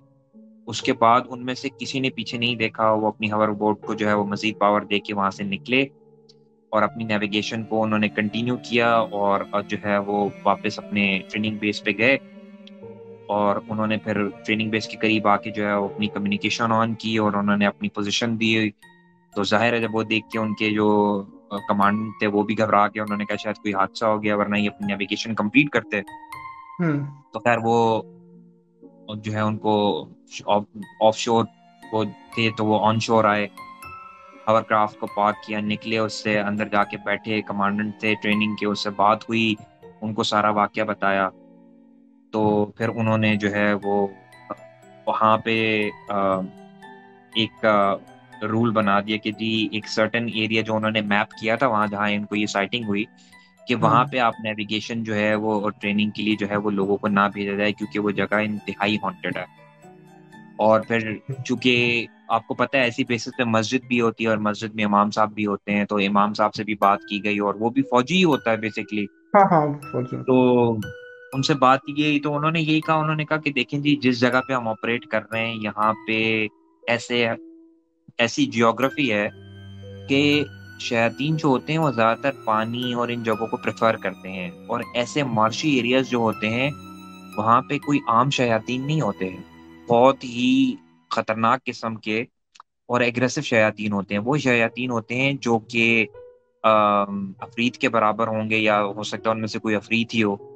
और वो ऐसे शयातीन होते हैं जिनकी पावर में, जिनके जो कबीलों के सरदार होते हैं जो बहुत पावरफुल होते हैं, और वो ऐसी जगहों पे अपनी बैठक लगाते हैं, ऐसी जगहों पे वो अपने जो बाकी शयातीन होते हैं उनके साथ वो अपना राब्ता रखते हैं। तो उन इमाम साहब ने ये कहा कि ऐसी जगह जो है वो हत्तुल इम्कान जहाँ पे उनको लगे कि कोई मामला है तो उसको अवॉइड किया जाए और ऐसी जगहों को मार्क कर दिया जाए। तो आप यकीन नहीं करेंगे आमिर, उसके इस वाकये के बाद उस स्पेशल फोर्सेस की टीम ने 3 से 4 और मकाम ऐसे आइडेंटिफाई किए जहां पे उनको लाइट किस्म की, उस तरह की नहीं लेकिन उससे हल्की फुल्की साइटिंग नजर आई, जहां पे उनको कोई औरत जो है वो पानी में चलती हुई नजर आई, या उनको कोई बंदा जो है वो मदद के लिए पुकारते हुए नजर आया। और बहुत दर्दनाक तरीके से पुकार रहे हैं कि जी हमारी मदद करो, हम बहुत मुसीबत में हैं। तो बहरहाल वो फोर्सेस वाले, फिर जाहिर है वो कोई नॉर्मल लोग तो होते नहीं, अच्छे IQ के होते हैं, तो वो समझ गए कि ये मामला है। तो उन्होंने फिर वहां पे अपने लोकेशन जो है नेविगेशन पे मार्क की कि भाई इन एरियाज को हमने अवॉइड करना है। तो अब बकायदा वो एरियाज जो हैं वो मार्क्ड हैं उनकी नेविगेशन में कि जहां वो कभी नेविगेट करके नहीं जाते अपने मिशंस पे, उनसे दूर रहते हैं।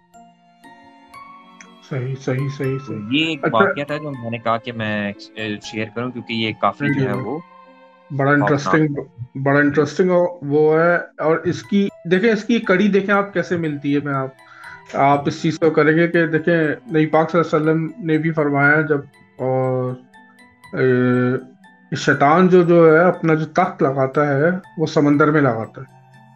तो समंदर के जो शयातीन है, जो समंदर की जो अपना जो, अब जाहिर सी बात है जो अच्छे जिन्नात हैं वो तो आपको तंग नहीं करेंगे, तो ये शयातीन जिन्नाती होते हैं जो तंग करते हैं। तो जो समंदर के शयातीन है, इसका मतलब है कि वो बहुत पावरफुल होते हैं, क्योंकि वो उस जगह को एक्सेस कर रहे होते हैं।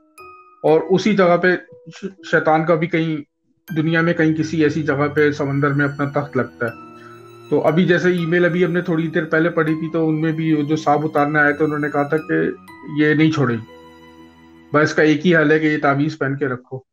तो कुछ वाकई में आपकी बात बिल्कुल ठीक है कि कुछ एंटिटीज, जैसे ये आपने अभी जिक्र करा कि एक मखसूस किस्म का, ये इतने स्ट्रांग होते हैं कि इनको उतारना हर किसी के बस की बात नहीं होती, आप इनसे नहीं लड़ सकते। तो इससे बेहतर यही है कि आप बैकअप हो जाए। हाँ, और फिर आप लड़ेंगे भी क्या, मतलब वो एक ऐसी चीज है कि जिसपे अगर आप फायरिंग भी कर दें अपने वेपन से तो उस पर कोई असर तो होना नहीं है। और जब वो इतनी एग्रेसिव हो कि वो बकायदा आपके करीब आ जाए और आपको मतलब आपके साथ एग्रेसिव हो, आपके सामने जाहिर होने के लिए तैयार है इतनी शदीद और खौफनाक तरीके में, तो फिर इससे बेहतर है कि आपके पास सबसे बेहतरीन हथियार वो है जो कि आपकी मसनून दुआएं, जिनको आप इस्तेमाल करके इनके खिलाफ लड़ सकते हैं या इनसे बच सकते हैं। और समझदार इंसान वही है कि जी, इसका भी FMR एक तरीका होता है। देखिए अगर ये कि देखें दुआएं भी हैं जो अल्लाह ताला ने बताई है, वो एक एहसार होता है। अब जैसे आप इसकी मिसाल ले लें, जैसे मारूत की किस्म थी जिसने नबी पाक सल्लल्लाहु अलैहि वसल्लम पे हमला करने की कोशिश करी थी, जिसको नबी पाक सल्लल्लाहु अलैहि वसल्लम ने जिस पे काबू पाके उसको मस्जिद नबी के सतून से बांध दिया था। तो यानी कि इनमें इतने पागल और इतने स्ट्रॉन्ग जिन्नात भी हैं जो कि बहुत कुछ कर सकते हैं या बहुत कुछ कैपेबल हैं करने के। लेकिन ये कि वही वाली बात है कि अल्लाह ताला ने हमें एक ऐसा तरीका दिया है, रूहानी तरीका दिया है कि इन सब चीज़ों को अपना दूर करने के लिए हमें एक हिसार दिया आयतुल कुर्सी की सूरत में, कुल की सूरत में, और मुख्तलिफ मसनून दुआएं हैं। तो अल्लाह ताला ये कि हम सब पे रहम फरमाए। और आपकी बात बिल्कुल सही है, मैं नकल करूंगा। एक चीज में आपके जो जरा है वो सामीन की भी उनको बताना चाहूँगा कि इस वाक़ये को बताने की ये जो 2 वाक़यात थे, ये भी मकसद था कि आपको ये समझने की ज़रूरत है कि जिन्नात से वास्ता सिर्फ़ आम इंसानों का नहीं होता, हर किस्म के इंसानों का होता है। हर बिल्कुल लेवल पे होता है। चाहे वो आप बिल्कुल फ़ोर्सेस में हो, चाहे आप ऑफ़िस में हो, चाहे आप कहीं पे भी हों, चाहे आप बिल्कुल आर्मी-दीन। और बिल्कुल कुछ ऐसी साइटिंग्स होती हैं जो कि फ़ोर्सेस वाले ज़्यादातर अपने आप को बहुत डेंजर में और ऐसी रिमोट एरियाज़ में जाके मिशंस अपने कंप्लीट करते हैं, हमारी सरहदों की हिफाज़त करते हैं। तो ये ना सिर्फ़ दुश्मन के सामने ये एक रिस्क पे होते हैं, बल्कि ये दूसरे जो है ना मखलूक़ात के आस-पास सामने भी होते हैं। जिन्नात और हाँ, उनसे भी जो है वो एक रिस्क में होते हैं और ये अपने आप को बड़े खतरे में डालते हैं। बिल्कुल और ऐसे बहुत सारे वाक़यात आपको पब्लिकली सुनाई नहीं देंगे, क्योंकि ज़ाहिर है ये एक मिलिट्री का कोड ऑफ कंडक्ट होता है कि आप ये चीज़ें रिवील नहीं करते या आप मिशन से जी रिलेटेड इन्फॉर्मेशन नहीं करते। लेकिन ये वो वाक़यात हैं जो कि बहरहाल होते ज़रूर हैं और बहुत ख़तरनाक होते हैं। और फिर ज़ाहिर है जो हमारा अकीदा भी ऐसा है कि अगर हम कभी ऐसी जगह पे जाएँ, तो हम अपना हिसार बाँधें और अल्लाह से बिल्कुल जो है इन शयातीन और जिन्नात की जो है उनसे पनाह माँगे उनके शर पनाह से। मांगे बिल्कुल। अच्छा, इसमें एफएमआर एक और चीज मैं आपको बता दूं, बड़ी इंटरेस्टिंग स्टोरी जो है छोटी सी, ये कि I think, I am not sure, मुझे आप कंफर्म कर दिए गए, मुमताज साहब को भी पता होगा बड़ी अच्छी तरीके से। आई थिंक जो सेंसस हुआ था वो 2000 में हुआ था, 2001 में हुआ था, समथिंग लाइक दिस, जो मर्दमशुमारी हुई थी। सेंसस कोई एग्जैक्ट डेट मुझे तो याद नहीं है, मुमताज साहब आपको आई याद थिंक है? 2000 में, 2000 2001 में हुआ था। 2001 में, हाँ, 2001 ये, हाँ, यही डेट मुझे याद है इसी तरह से, कि उसपे जो है मेरी ड्यूटी लगी थी तुर्बत और गवादर पे। तो हमारी जो यूनिट है वो खुजदार से फॉरवर्ड हुई, और वो जाके जो है उसने तुर्बत को अपना बेस बनाया, और गवादर पे जाके जो है उन्होंने सेंसस शुरू करा आसपास के इलाकों में। तो अच्छा, अब वो उसके अंदर जो है, जो, हालांकि मैं, आपको पता है मैं तो सिविलियन साइड पे था, तो मगर ये कि हमारे कर्नल साहब को पता था कि ये पढ़ा लिखा है और ये है भी कराची का, तो ये लिखने पढ़ने में बहुत माहिर है। तो उन्होंने कहा भाई हमें तो इनकी जरूरत होती है। तो उन्होंने मुझे बोला, कहने स्पेशल रिक्वेस्ट करी, कहने के यार ऑफिस के उमूर तो है नहीं, आ जाओ जरा, ये कि हमारी भी मदद हो जाएगी। तो मैंने कहा सही है सर, मैं आता हूँ। तो मैं कराची से मैं निकला और वहां पे सीधा तुर्बत पहुंचा। तुर्बत में जब पहुंचा हूँ सर, तो वहां पे तकरीबन हो रहे थे 9, साढ़े 9, 10 बजे का टाइम। आप यकीन नहीं कर रहे हैं, हु का आलम था, हु का। जो एक दो शॉपें थी ना, बस उनके बाहर ही अपना 4, 5 लोग, 10 लोग जो खड़े हुए होते थे, लाइटें जल रही होती थी, वो बलोच म्यूजिक चल रहा होता था, बस। बहरहाल ये कि मुझे गाड़ी लेने आई, गाड़ी लेके आके मुझे ले गई अपने बेस पे, जो इन्होंने बनाया हुआ था, एक स्कूल था, उसको इन्होंने पूरा वो करा हुआ था, टेक ओवर। वहां पे जाके आप यकीन नहीं करेंगे कि मुझे सबसे पहली जो दी वो ये थी कि आपका स्टे यहाँ पे 3 दिन है, उसके बाद आप चले जाएंगे गवादर 5 दिन के लिए। हमें पता है कि आप सिगरेट पीते हैं, लेकिन आमिर साहब आपने इधर इसकी हुदूद से बाहर नहीं निकलना। पहले तो मैंने कहा यार, मुझे क्या नाम है, ये सिक्योरिटी की बुनियाद पे बोल रहे हैं। तो मैंने बोला यस सर, ओके। और मैं आ गया वापस। अब जब मैं वापस आया हूँ, तो ऐसी खाना वगैरह खा रहा था मैं, तो उन लोगों से मेरी बात हुई। मैंने कहा यार मुझे इस तरह से बोला है सर ने। तो कहने लगे नहीं, वो आमिर साहब उस लिए नहीं बोला, कहने लगे यहाँ पे मामला बहुत ज्यादा है। अब आप अभी बाहर निकल के ऐसी खिड़की से बाहर देखो, तो आप देखो कि ये बिल्कुल जिसे कहते हैं कि लकदक अपना जो है ये पहाड़ी, पत्थर कंकर, वो जो आपको देखा है ना आपने, टिपिकल बलूचिस्तान का जो होता है, पहाड़ी टाइप का अपना रगेड माउंटेन एरिया है ये। और यहाँ पे इस तरह के मामला बहुत होते हैं, और ये हम सबको बोला गया है कि रात के अंदर कोई अकेला ना निकले। बहरहाल मैंने कहा सही है। फिर जो है मैं वहां पे गवादर पहुंचा, फॉरवर्ड यूनिट में। तो वहां पे जो है, वहां पहुंच के खाना वाना खाया। खाना खाने के बाद सबसे पहले मुझे यही मेरे सामने जो कोलीग्स ने बोला, कि लगा यार आमिर, हमें पता है हम खुशदार में भी ये करते हैं, वॉक वॉक पे निकल जाते हैं रात में खाने के बाद कैंट में। कह लगे यहाँ पे ये नहीं करना भाई। मैंने कहा क्यों? कह लगे समंदर के किनारे थे हम लोग, वहां पे बहुत बड़ा अपना वो था, बिल्डिंग। कह लगे यार यहाँ पे मामलात हैं, और यहाँ पे कोई ऐसी चीज दिखा जाएगी और परेशानी हो जाएगी। और एक एक टॉयलेट वगैरह जो है ना, बाहर बिल्कुल भी नहीं करना किसी भी हालत में। ये 2-3 चीजें जो है, बाहर निकलो तो आयतल कुर्सी और अपना असार करके निकलना। तो ये अपना FMR एंड मुमताज भाई, ये मुझे बिल्कुल क्लियर कट नसीहत करी गई थी जब मैं बलूचिस्तान गया था वहाँ पे। और बिल्कुल हुए थे, उन बिल्कुल लोगों भी। को महसूस भी हुए थे, कई लोगों को महसूस भी हुए थे, लेकिन ये कि मैं कह नहीं सकता क्योंकि वो मेरे साथ नहीं हुए थे, लेकिन ये कि कई लोगों को वहां पे रहते हुए महसूस हुए कि उनके साथ कोई है। बिल्कुल आमिर, एक्चुअली बलूचिस्तान में तो अगर आप देखें तो शायद ही कोई ऐसा रीजन हो, अगर आप बेसिकली नॉर्थ वेस्ट साइड पे चले जाते हैं, नॉर्थ साइड पे एग्जैक्टली चले जाते हैं, तो जितना भी ये रीजन है जो कि ईरान बॉर्डर और उसके करीब है, और जो है ना अपने तकरीबन वेस्ट साइड पे गवादर को टच करता है, तो हम्म। ये ऐसी जगह है कि ये इतनी रिमोट हैं कि यहाँ शायद ही कोई विजिट करता हो। हम्म। और कुछ तो ऐसी जगह हैं कि जहाँ पे शायद जो वहाँ पे खाना बदोश हैं जिन और जो चरवाहे हैं वो तक नहीं जाते।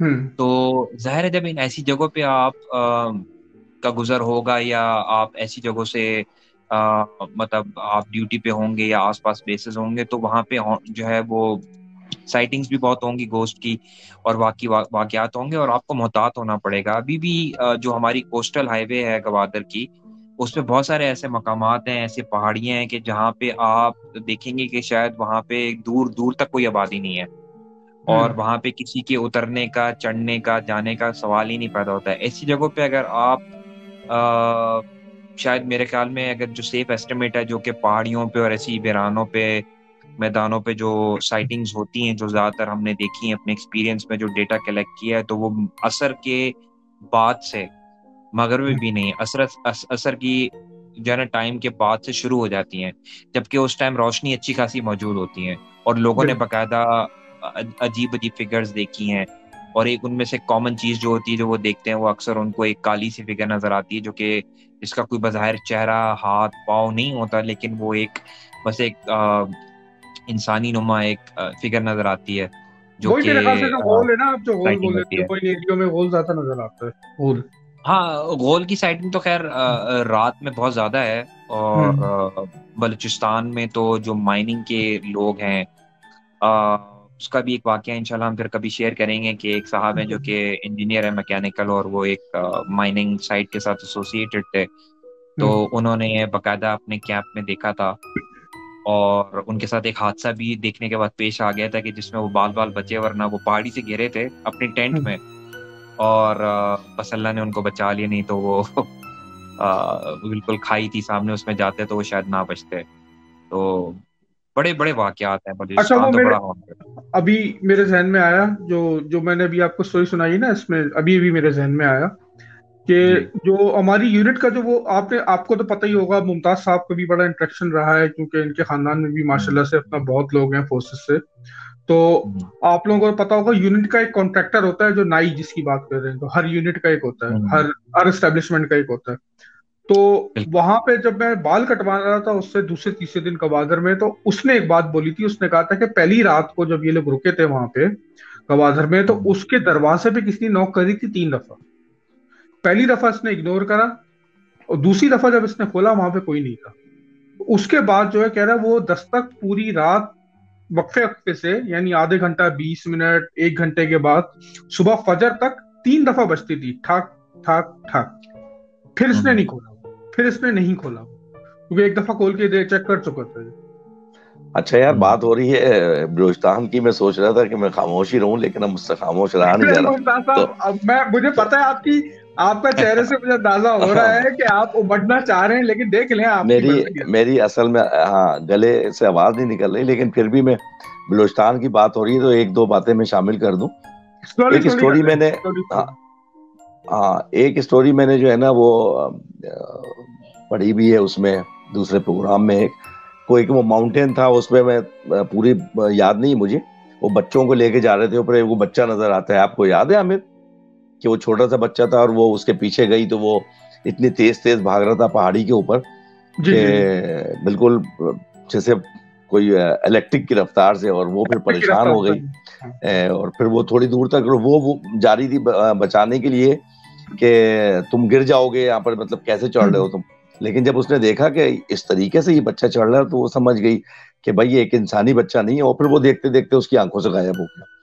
दूसरा बलूचिस्तान का जो है ना वो ज़ियारत सनोबर के जंगलात है, जी। और वहां पर वो लिविस का एक मैच था, वहां पर भी जाना हुआ मेरा, तो वो अच्छा, तो मुझे मुमताज साहब हाँ लिविस बता दें पहले। लिविस, बहुत सारे लोगों को लिविस का पता नहीं होगा, लिविस बता दें। लिविस भी आर्मी की एक शाख होती है, जरा बता दें। जी बिल्कुल, ये वो मलेशिया के शलवार कमीज पहनते हैं जो वो उस टाइप का होता है, और ये बॉर्डर बिल्कुल फोर्स होती है एक तरह की, और ये आर्मी की एक ब्रांच है।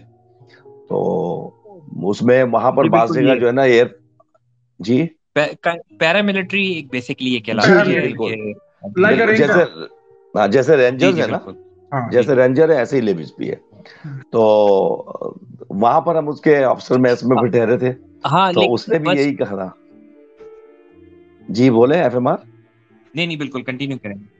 नहीं नहीं, बिल्कुल तो सही कह रहे थे, उस मैंने कहा कि आप सही उसने कह रहे हैं। भी जब हम रात को जाके ठहरे ना आमिर, तो उसने जो उसका मैस सेक्रेटरी था वो जी। फिर आया, वो मेरे ब्रदर ला के पास बोलने लगा, सर आप जो है ना फैमिली को कहिएगा 8 बजे तक तो हम लोग हैं यहाँ पर, तो आप बाहर लॉन वगैरह में बाहर में बैठ जाए। डिनर भी हमने बाहर बैठ के किया, सर्दी थी लेकिन फिर भी सही। हमने बरामदे टाइप में उसने वो लगा दी थी चेयर्स, और तो वहां किया। उसके बाद उसने बोला कि बस फैमिली को बोलिएगा कमरे में रहे। तो अच्छा। मैंने कहा कि यार शायद ये इसलिए बोल रहा हो कि क्योंकि हालात भी खराब हैं, और वहां पर जो है ना वो आपको पता है वो फायर तो होते रहते हैं, हाँ और हाँ। दूसरी बात ये है कि ये कुछ उन दिनों में ही तालिबान शालबान का ना हम लोग अभी चक्कर था, तो मैं इस चक्कर में, और फिर जंगली जानवर है। तो हम्म। मैंने उससे बोला, मैंने कहा यार इस वजह से, बोला यार ये वजह तो है ही, एक ये तो वजह है सर, लेकिन उसके अलावा भी एक दूसरी वजह है, क्योंकि ये पूरे मैस के पीछे जो ना सनोबर के जंगलात हैं, और ये इसमें इस किस्म की एक्टिविटीज होती हैं, तो बाज दफा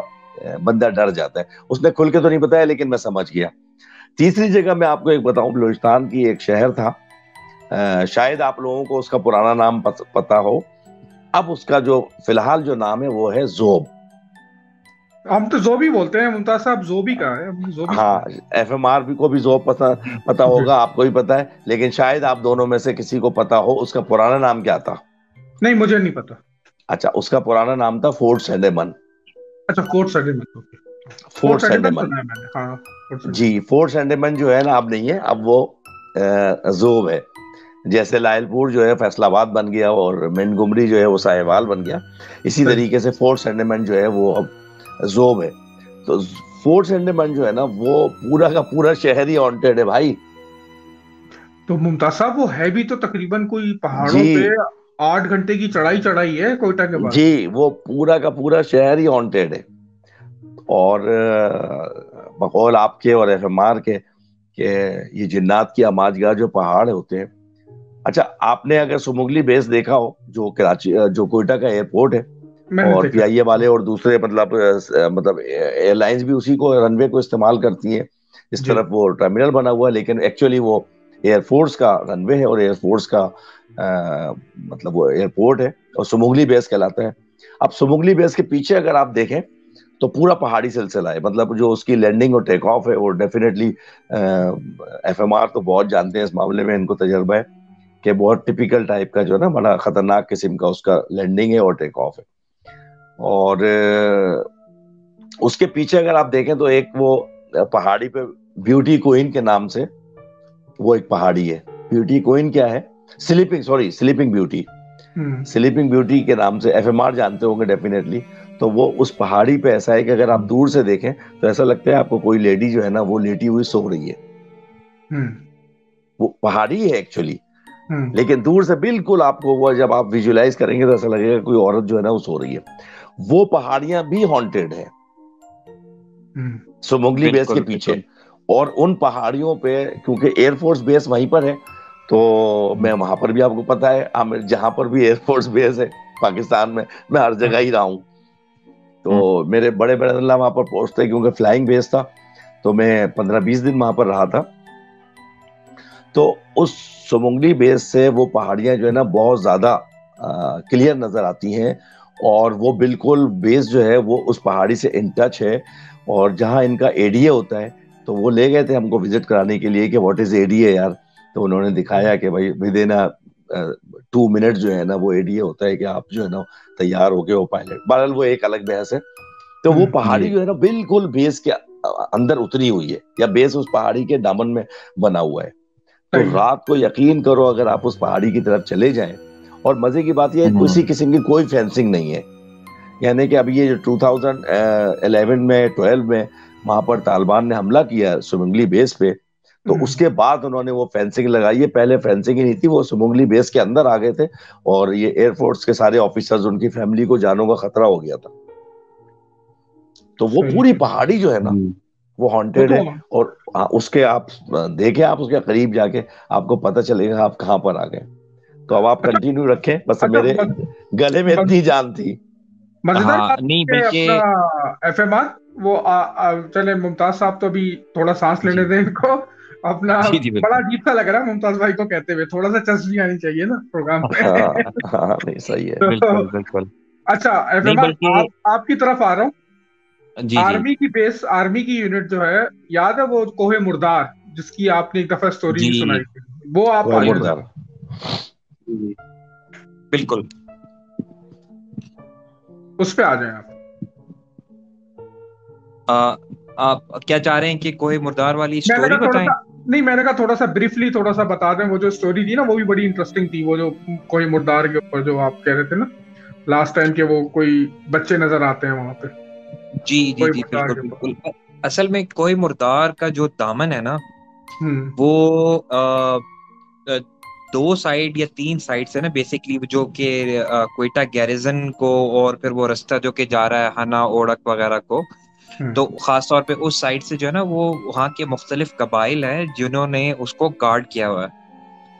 तो जब आप वैसे जाते हैं तो आपको ऊपर वो पहाड़ी में जाने नहीं देते, क्योंकि वहां पे जो है जाहिर है उनके गार्ड करने की वजह ये है कि वहां पे जो वहाँ के लोकल एनिमल्स हैं, ठीक है ना, तो उसको प्रोटेक्ट करने के लिए, अब उसको प्रोटेक्ट करने के लिए जाहिर है उन्होंने गार्ड वगैरह किया हुआ है। लेकिन एक टाइम था कि उसके दामन तक जो है वो आर्मी की मुख्तलिफ रेंजेस थी, फायरिंग रेंजेस थी, एक्सरसाइजेस वगैरह होती थी, हम्म। और उसके अलावा नेविगेशन वगैरह होती थी, और माउंटेन ट्रेनिंग वगैरह भी होती थी किसी स्मॉल हद तक। तो वहाँ पे मतलब मैं पूरे वाकया तो नहीं बताऊंगा, ये इंशाल्लाह मैं चाहूंगा कि हम इसको एक टेप की सूरत में रिलीज करें, और इसको अपने जो है वो सुनने वालों को जो है वो सुनाएं डिटेल में। लेकिन इतना बस सरसरी से बताता जाऊंगा कि वहाँ पे मुख्तलिफ साइटिंग्स हुई हैं, हम्म। और वहाँ पे साइटिंग ऐसी भी थी कि वहाँ पे आपको जो है बिल्कुल वीराने में बच्चे नजर आते थे खेलते हुए, और उनकी आवाजें आती थी, और वो उस रास्ते में होते थे जहाँ पे बेसिकली आर्मी जो है वो ट्रैक करती थी। अब हाँ। जाहिर है एक आर्मी का एक यूनिट है, अब वो जो ट्रेनिंग पे गया हुआ है उसको फायरिंग रेंज भी करीब में है, उनकी जो मैराथन और वो माइल रन के लिए जो बाकायदा इक्विपमेंट होता है वो भी वहां पे लगा हुआ है, फिटनेस भी वहीं पे है। तो वो पूरा जो एक आर्मी का ट्रैक होता है ना मैराथन, वो पूरा वहां पे सेटअप हुआ हुआ है जिसपे से ये गुजर के जाते हैं फिटनेस के लिए। तो उसके आसपास उनको अक्सर बच्चों की साइटिंग्स और आवाज आती थी, और वो यही सोचते थे कि यार यहाँ पे तो किसी का गुजर बसर नहीं है, और ये ऐसी पहाड़ी की कोनियां हैं कि जहाँ पे ना कबाइल हैं, कबाइल पहाड़ी के उस साइड पे हैं, ना आम आवाम कोयटा की इस साइड पे आ सकती है, तो ये बच्चों की आवाजें कहाँ से आ रही हैं। तो वो साइटिंग इतनी कि जो आम सिपाही होते थे और वो जो वहाँ पे ट्रेनिंग कर रहे होते थे, कि वो उन्होंने फिर इवेंचुअली इतना इसको रिपोर्ट किया कि जो वहां पे फिर आर्मी ने डिसाइड किया कि नहीं ठीक है, हम इसको ना पहाड़ी से मूव कर देते हैं। तो अब अगर आप करंट हाजिर दौर में कोयटा जाएं, और उन कोयटा गैरिजन के बाहर बिल्कुल जो कोयटा गैरिजन का मेन गेट है, तो वहां तक अगर आप जाएं, जो कि कोयटा कैंट के एक दूसरे हिस्से में शहर से निकलता है, वो पूरा रोड है, तो उसके गेट तक अगर आप जाएं तो आपको अभी नजर आएगा कि ये आर्मी की जो ट्रेनिंग फैसिलिटी है, फायरिंग रेंज, ये रोड के ज्यादा करीब आ गई है, जबकि ये हम्म। पहले पहाड़ी के करीब होती थी। इसके अलावा लोगों की साइटिंग हुई है, और बहुत दफा इस तरह हुआ है कि औरतें नजर आई हैं जो कबायली कपड़ों में हैं और वो पहाड़ियों पे चढ़ रही हैं, और जब उनको सिपाहियों ने देखा है तो उनकी वो शशदर रह गए, क्योंकि ऐसी स्टीप पहाड़ी के जिस पे ये लोग जो है वो नहीं चढ़ते, इतनी स्टीप है, और वहां पे पत्थर है, आप किसी पत्थर को पकड़ेंगे तो वो रोल करता हुआ नीचे आ जाएगा, ऐसी पहाड़ियां हैं। तो वहां पे ये औरतें जो हैं वो चढ़ के खड़ी हुई हैं और ऊपर जा रही हैं, और ये इनको आवाजें दे रहे हैं नीचे से कि मतलब बचाने के लिए, और वो पहाड़ी पे सीधा वर्टिकल चढ़ती जा रही हैं।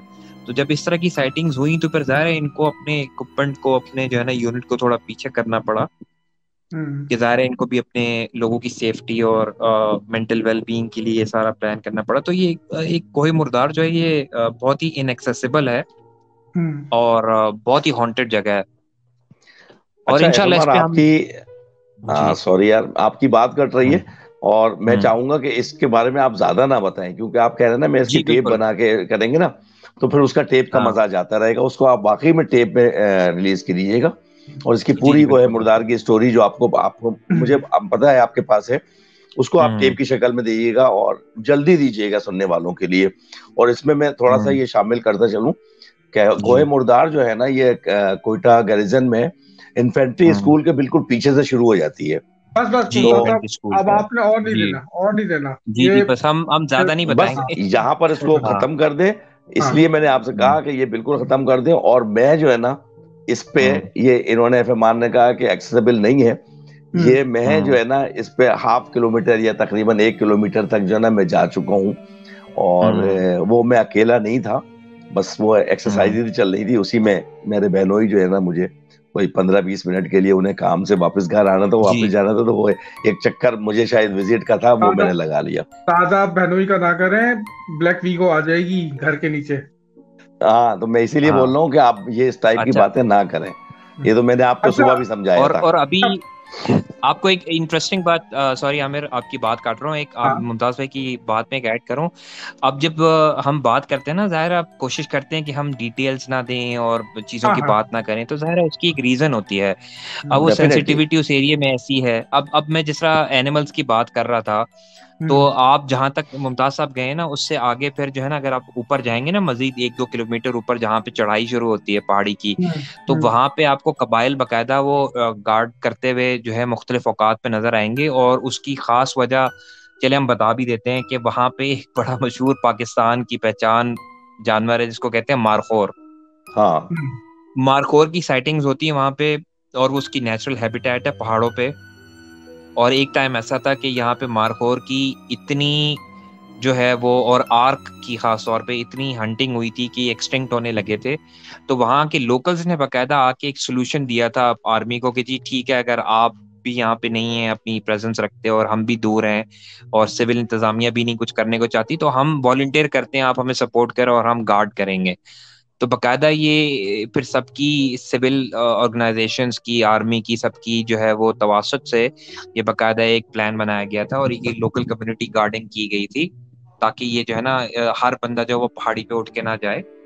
हम्म और जहाँ तक आप वो उसकी भी बात कर रहे थे, पीएफ बेस समंगली की, तो आपने बिल्कुल सही समराइज किया, बिल्कुल पिक्चर परफेक्ट, कि वहां पे जो अप्रोच और लैंडिंग है जहाजों के लिए, वो एक साइड से बड़ी खतरनाक है पहाड़ी की वजह से, जिसकी आप बात कर रहे हैं। हम्म। और जिस पहाड़ी को आप कह रहे हैं कि वो नजर आता है कि औरत लेटी हुई है, तो उसका एक बड़ा फनी सा नेम भी है, जो कि अगर आपने कभी पायलट से पूछा हो, क्योंकि वो हवा में से देख रहे होते हैं, तो उसको उन्होंने बड़ा फनी सा एक निकनेम भी दिया है, जो कि सिविलियन पायलट्स ने भी जो है वो अडॉप्ट किया हुआ है। तो वो फिर खैर आप कभी बात करेंगे तो आपको बताऊंगा। लेकिन हाँ, उसके पास जो एक गांव है ना, जिसे किली समंगली कहते हैं, किली समझ समंगली, किली लिया। सम किली समंगली। हाँ हाँ, नवा किली, वो बड़ा नवा किली से आगे, नवा किली के बाद किली समंगली है। जी, तो ये बड़ा एक्सेसिबल एरिया है ज्यादातर लोगों के लिए, कोई आम बंदा भी वहां पे उठ के जा सकता है। और वहां आप कभी जाए ना, और लोकल के साथ बैठ के बैठक करें, तो वो आपको वहां के किस्से पहाड़ों के सुनाएंगे, और हम्म बड़ी इंटरेस्टिंग पहाड़ी के किस्से हैं, मतलब एक अलग ही दुनिया है, समझे आप। बिल्कुल ऐसा ही है। इसमें मुमताज साहब, एक दफा मैं मिलिट्री अकाउंट्स के ऑफिस गया वहीं कोयटा वाले में। तो हम्म। हम लोग तो अपना वही उसके लिए जाते थे, तनख्वाह के सारे अपना पेपर्स लेके, और टीए डीए वगैरह वो सब चीजें पास कराने के लिए, और चेक वेक बना के हम वापस ले आते थे।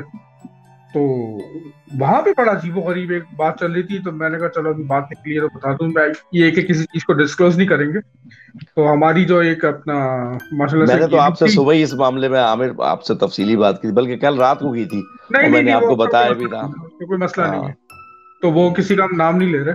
तो वो ये लोग जो है वो गए थे अपना वहां पे, जो यही वाली जो रोड है ना सुमंगली वाली, ये फिर बहुत आगे जाके 1.5 घंटा या आधा घंटा तकरीबन 50 मिनट वहां पे फायरिंग रेंज है जहाँ पे ये प्रैक्टिस करते हैं ये।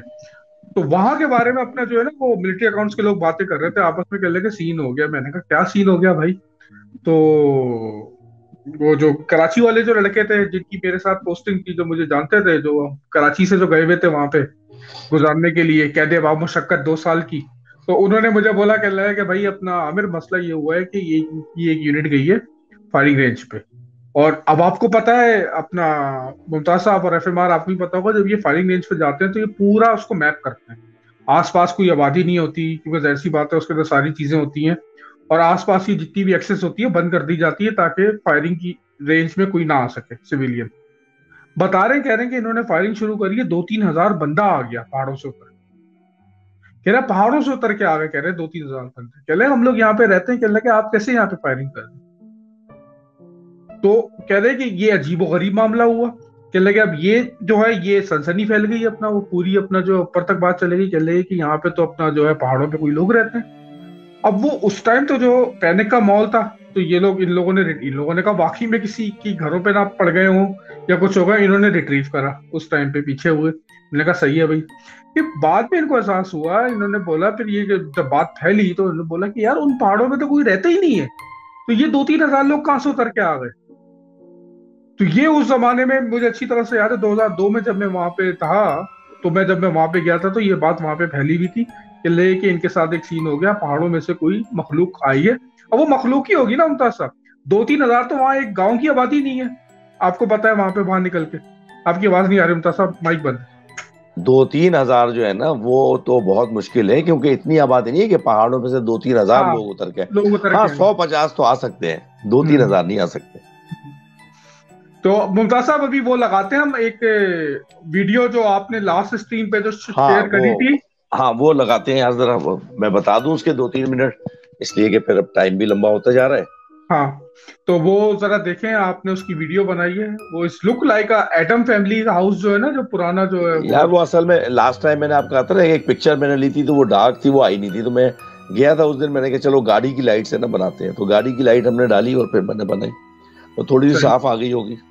नहीं देखते हैं, चलें कैसा है अभी इसको थोड़ा सा। अरे भाई, अरे मुमताज साहब ये तो बोल रहा है मुंह से के करीब नहीं आना। मैं भी दूर ही हूँ उससे, करीब नहीं गया था। I am outside the grill. आप ये देखें ना, ग्रिल जो और लगी हुई है। एक तो पीछे पेड़, फिर ग्रिल, और फिर पीछे जो ये जो दरख्त, और ये जो खिड़कियां खिड़कियां ना, ये तो दिख रही हैं कि हमारे पास नहीं आना, अपने रिस्क पे आओगे।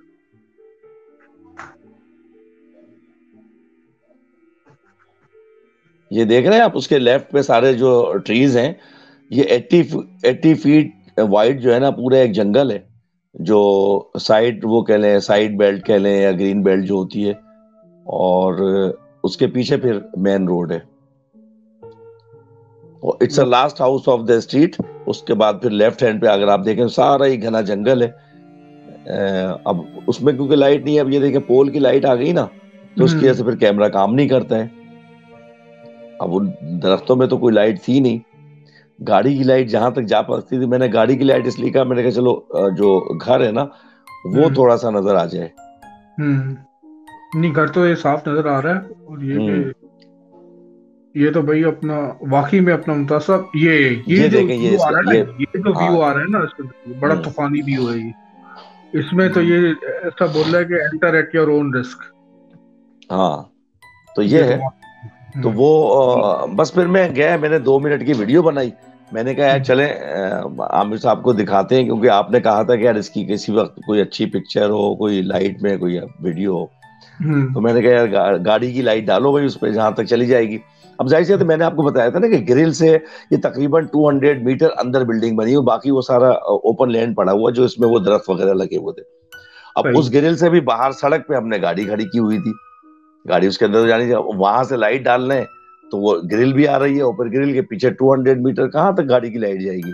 बहरहाल फिर भी आपको कुछ नजर आ गया यार? ये ऐसी अजीब सी वाइब्स आ रही थी ना इस बिल्डिंग में से, यार मैं क्या मुमताज बताऊं साहब, आपको। आप तो सामने खड़े हुए हो, मुझे यकीन नहीं करें, वीडियो देख के आ रही है भाई की। हाँ, कि कुछ चीजें होती है ना और जो अपने मुंह से बोल देती हैं कि हाँ हम हॉन्टेड हैं, करीब नहीं आना। तो ये तो मुंह से और बोल रही है। और अब उसके साथ हुआ भी ऐसा कि एक तो वो दरख्त कटवाने के चक्कर में उनके गवर्नमेंट ने उनको मना कर दिया, स्टे ले लिया कि आप दरख्त नहीं कटवाएं, वो हमारा हेरिटेज है। तो उसमें वो काम रुक गया। दूसरा, जो उसके साथ जो दरख्त काटने के लिए मशीन आई थी और वो जो ऑपरेटर आया था, मशीन ऑपरेटर, उसके साथ दो तीन ऐसी हैपनिंग हुई कि उसने बोला मैं काटूंगा नहीं भाई, मैं अंदर जाऊंगा नहीं इसके। और जो जिसने ये परचेज किया है, और इस सिलसिले में परचेज किया था कि मैंने बताया था ना आपको कि बिल्डिंग जो है ना डिमोलिश करके इसकी लैंड निकाल ले और फिर इसके ऊपर नए यूनिट बना दे 5-6, और उसको सेल कर दे, वो मतलब कमर्शियल पॉइंट ऑफ व्यू से। अब मेरे ख्याल से उसको मुश्किल हो रही है उसको डिमोलिश करना भी, क्योंकि उसने कोशिश की, अभी वो ये बात बता नहीं रहे, लेकिन उसके पड़ोस में 2-4 लोगों को ये बात पता चल गई है। उसने जिक्र किया होगा किसी से, तो एक कान से दूसरे कान वो बात फैल गई है कि जब वो अंदर गया इस बिल्डिंग के और उसने ये सोचा कि इसको डिमोलिश करे, तो वहां कुछ लेबर्स के साथ जो है ना हैपनिंग हुई। तो ये अभी उसने वहां पर काम रोक दिया है, मतलब पॉज आया हुआ है काम में, ना वो बिल्डिंग डिमोलिश हो रही है, ना वो दरख्त कट पा रहा है, एज इट इज पड़ा हुआ है वो। अल्लाह ताला खैर करे बस अपना, ये तो कि ये था। अच्छा मुमताज जी। और साहब, काफी हाँ जी, एफएमआर बोले आप। बस मैं ये कहना चाहूंगा कि थैंक यू फॉर शेयरिंग, और ये काफी वाकई हॉन्टेड जगह लग रही थी। और देखने जो से लग रहा ये है, देखने से लग हाँ, रहा है। देखने से लग रहा होता है। ये एक एग्जाम्पल है, भी हमने शुरू में बात की थी कि कुछ जगह शायद आम लोगों को देखने में ना लगे, लेकिन ये तो शायद किसी भी देखने वाले को जो है वो हॉन्टेड लग रही है। और बड़ी इंटरेस्टिंग है। Thank you. और एडिलेट है भी वैसे भी, आपको पता है ना, बहुत फैला हुआ, हर तरफ दरख्त ही दरख्त है। और ऑस्ट्रेलिया तो वैसे ही बहुत बड़ा है। लेकिन ये कि बहुत बहुत शुक्रिया मुमताज साहब आपकी इस एफर्ट का। तो नहीं नहीं, कोई मसला नहीं। और ये कि FMR let's end the stream with the ending story. तो अपना ये कि एंडिंग स्टोरी है, यूएस मैरीन के ऊपर बेस करती है।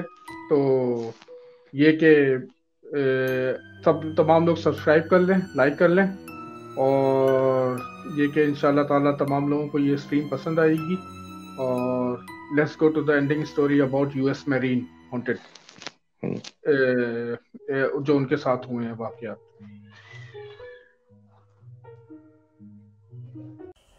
ये वाकया जनवरी 2018 का है, जब मैं इराक में डिप्लॉयड था। मैं और मेरा बडी, हमारी ड्यूटी लगी एक पोस्ट पर। कहते थे कि ये पोस्ट हॉन्टेड है। पहले वीक कुछ नहीं हुआ, but then eventually thing started there. हमको फुट स्टेप की आवाज़ें आती पोस्ट की सीढ़ियों पर से। जब देखते तो कोई नहीं होता। एक रात जब मैं पोस्ट के नीचे टॉयलेट यूज़ कर रहा था, तो मुझको पत्थर मारने की आवाज़ें आईं जो कि मेरे करीब आके गिरे। हम लोग ऐसा कभी कभार करते थे, क्योंकि 8 घंटे की शिफ्ट में हम बोर हो जाते थे। मैं ऊपर गया और साथी का मजाक उड़ाया और कहा कि तुम फिर पत्थर फेंकना शुरू हो गए थे। तो वो बड़ा सीरियस था और उसने कहा कि उसने तो कोई पत्थर नहीं फेंका। हम लोग ग्रेवयार्ड शिफ्ट करते थे, जो कि 7 PM से 3 AM सुबह तक होती थी, और हर तरफ पिच डार्क होता था। इसी तरह एक दफ़ा मैं बाथरूम गया और फिर सिगरेट पीकर 15 मिनट बाद ऊपर गया, तो वही दोस्त बहुत सीरियस खड़ा था और बहुत ही नर्वस और डरा हुआ था। मैंने पूछा क्या हुआ, तो उसने कहा कि क्या 5 मिनट पहले तुम ऊपर आए थे और नॉक किया था। मैंने कहा नहीं। उसने कहा 5 मिनट पहले नॉक हुई और तुम्हारी आवाज़ आई कि ब्रो दरवाज़ा खोलो, मैं हूँ। इसी तरह एक लेट नाइट हमने एक शैतानी गुर्राने की आवाज़ सुनी, जो कि बिल्कुल हमारी पोस्ट के नीचे से आ रही थी। ये इंसानी गुर्राना नहीं था। जब हवा चलती थी तो अक्सर उसमें कोई औरत हमारा नाम भी लेती थी और ज़ोर ज़ोर से हंसती थी। एक दफ़ा ऐसा हुआ जब हम वेट कर रहे थे दूसरे आर्मी गार्ड का कि वो आएँ तो वो हमको रिलीव करें और हम मेस वापस जाएं, तो मुझको ऐसा लगा कि किसी ने मेरी टांग को टच किया है। ये 3 बजे रात का टाइम था। मैंने फ़ौरन इधर उधर देखा मगर कोई नहीं था। एक और चीज़ जो उस पोस्ट पर होती थी कि हमारी रेडियो फ्रीक्वेंसी डिवाइस RFD ठीक 2 बजे स्टैटिक हो जाती थी और 10 मिनट के बाद सही हो जाती थी। हम दोनों सोल्जर ने वो सब 6 हफ्ते बर्दाश्त किया। फिर हमारी ज़िंदगी में सुकून हुआ जब हम दोनों को दूसरी पोस्ट पर ट्रांसफ़र हो गया। यह story US soldier private second class Robert Davis की है।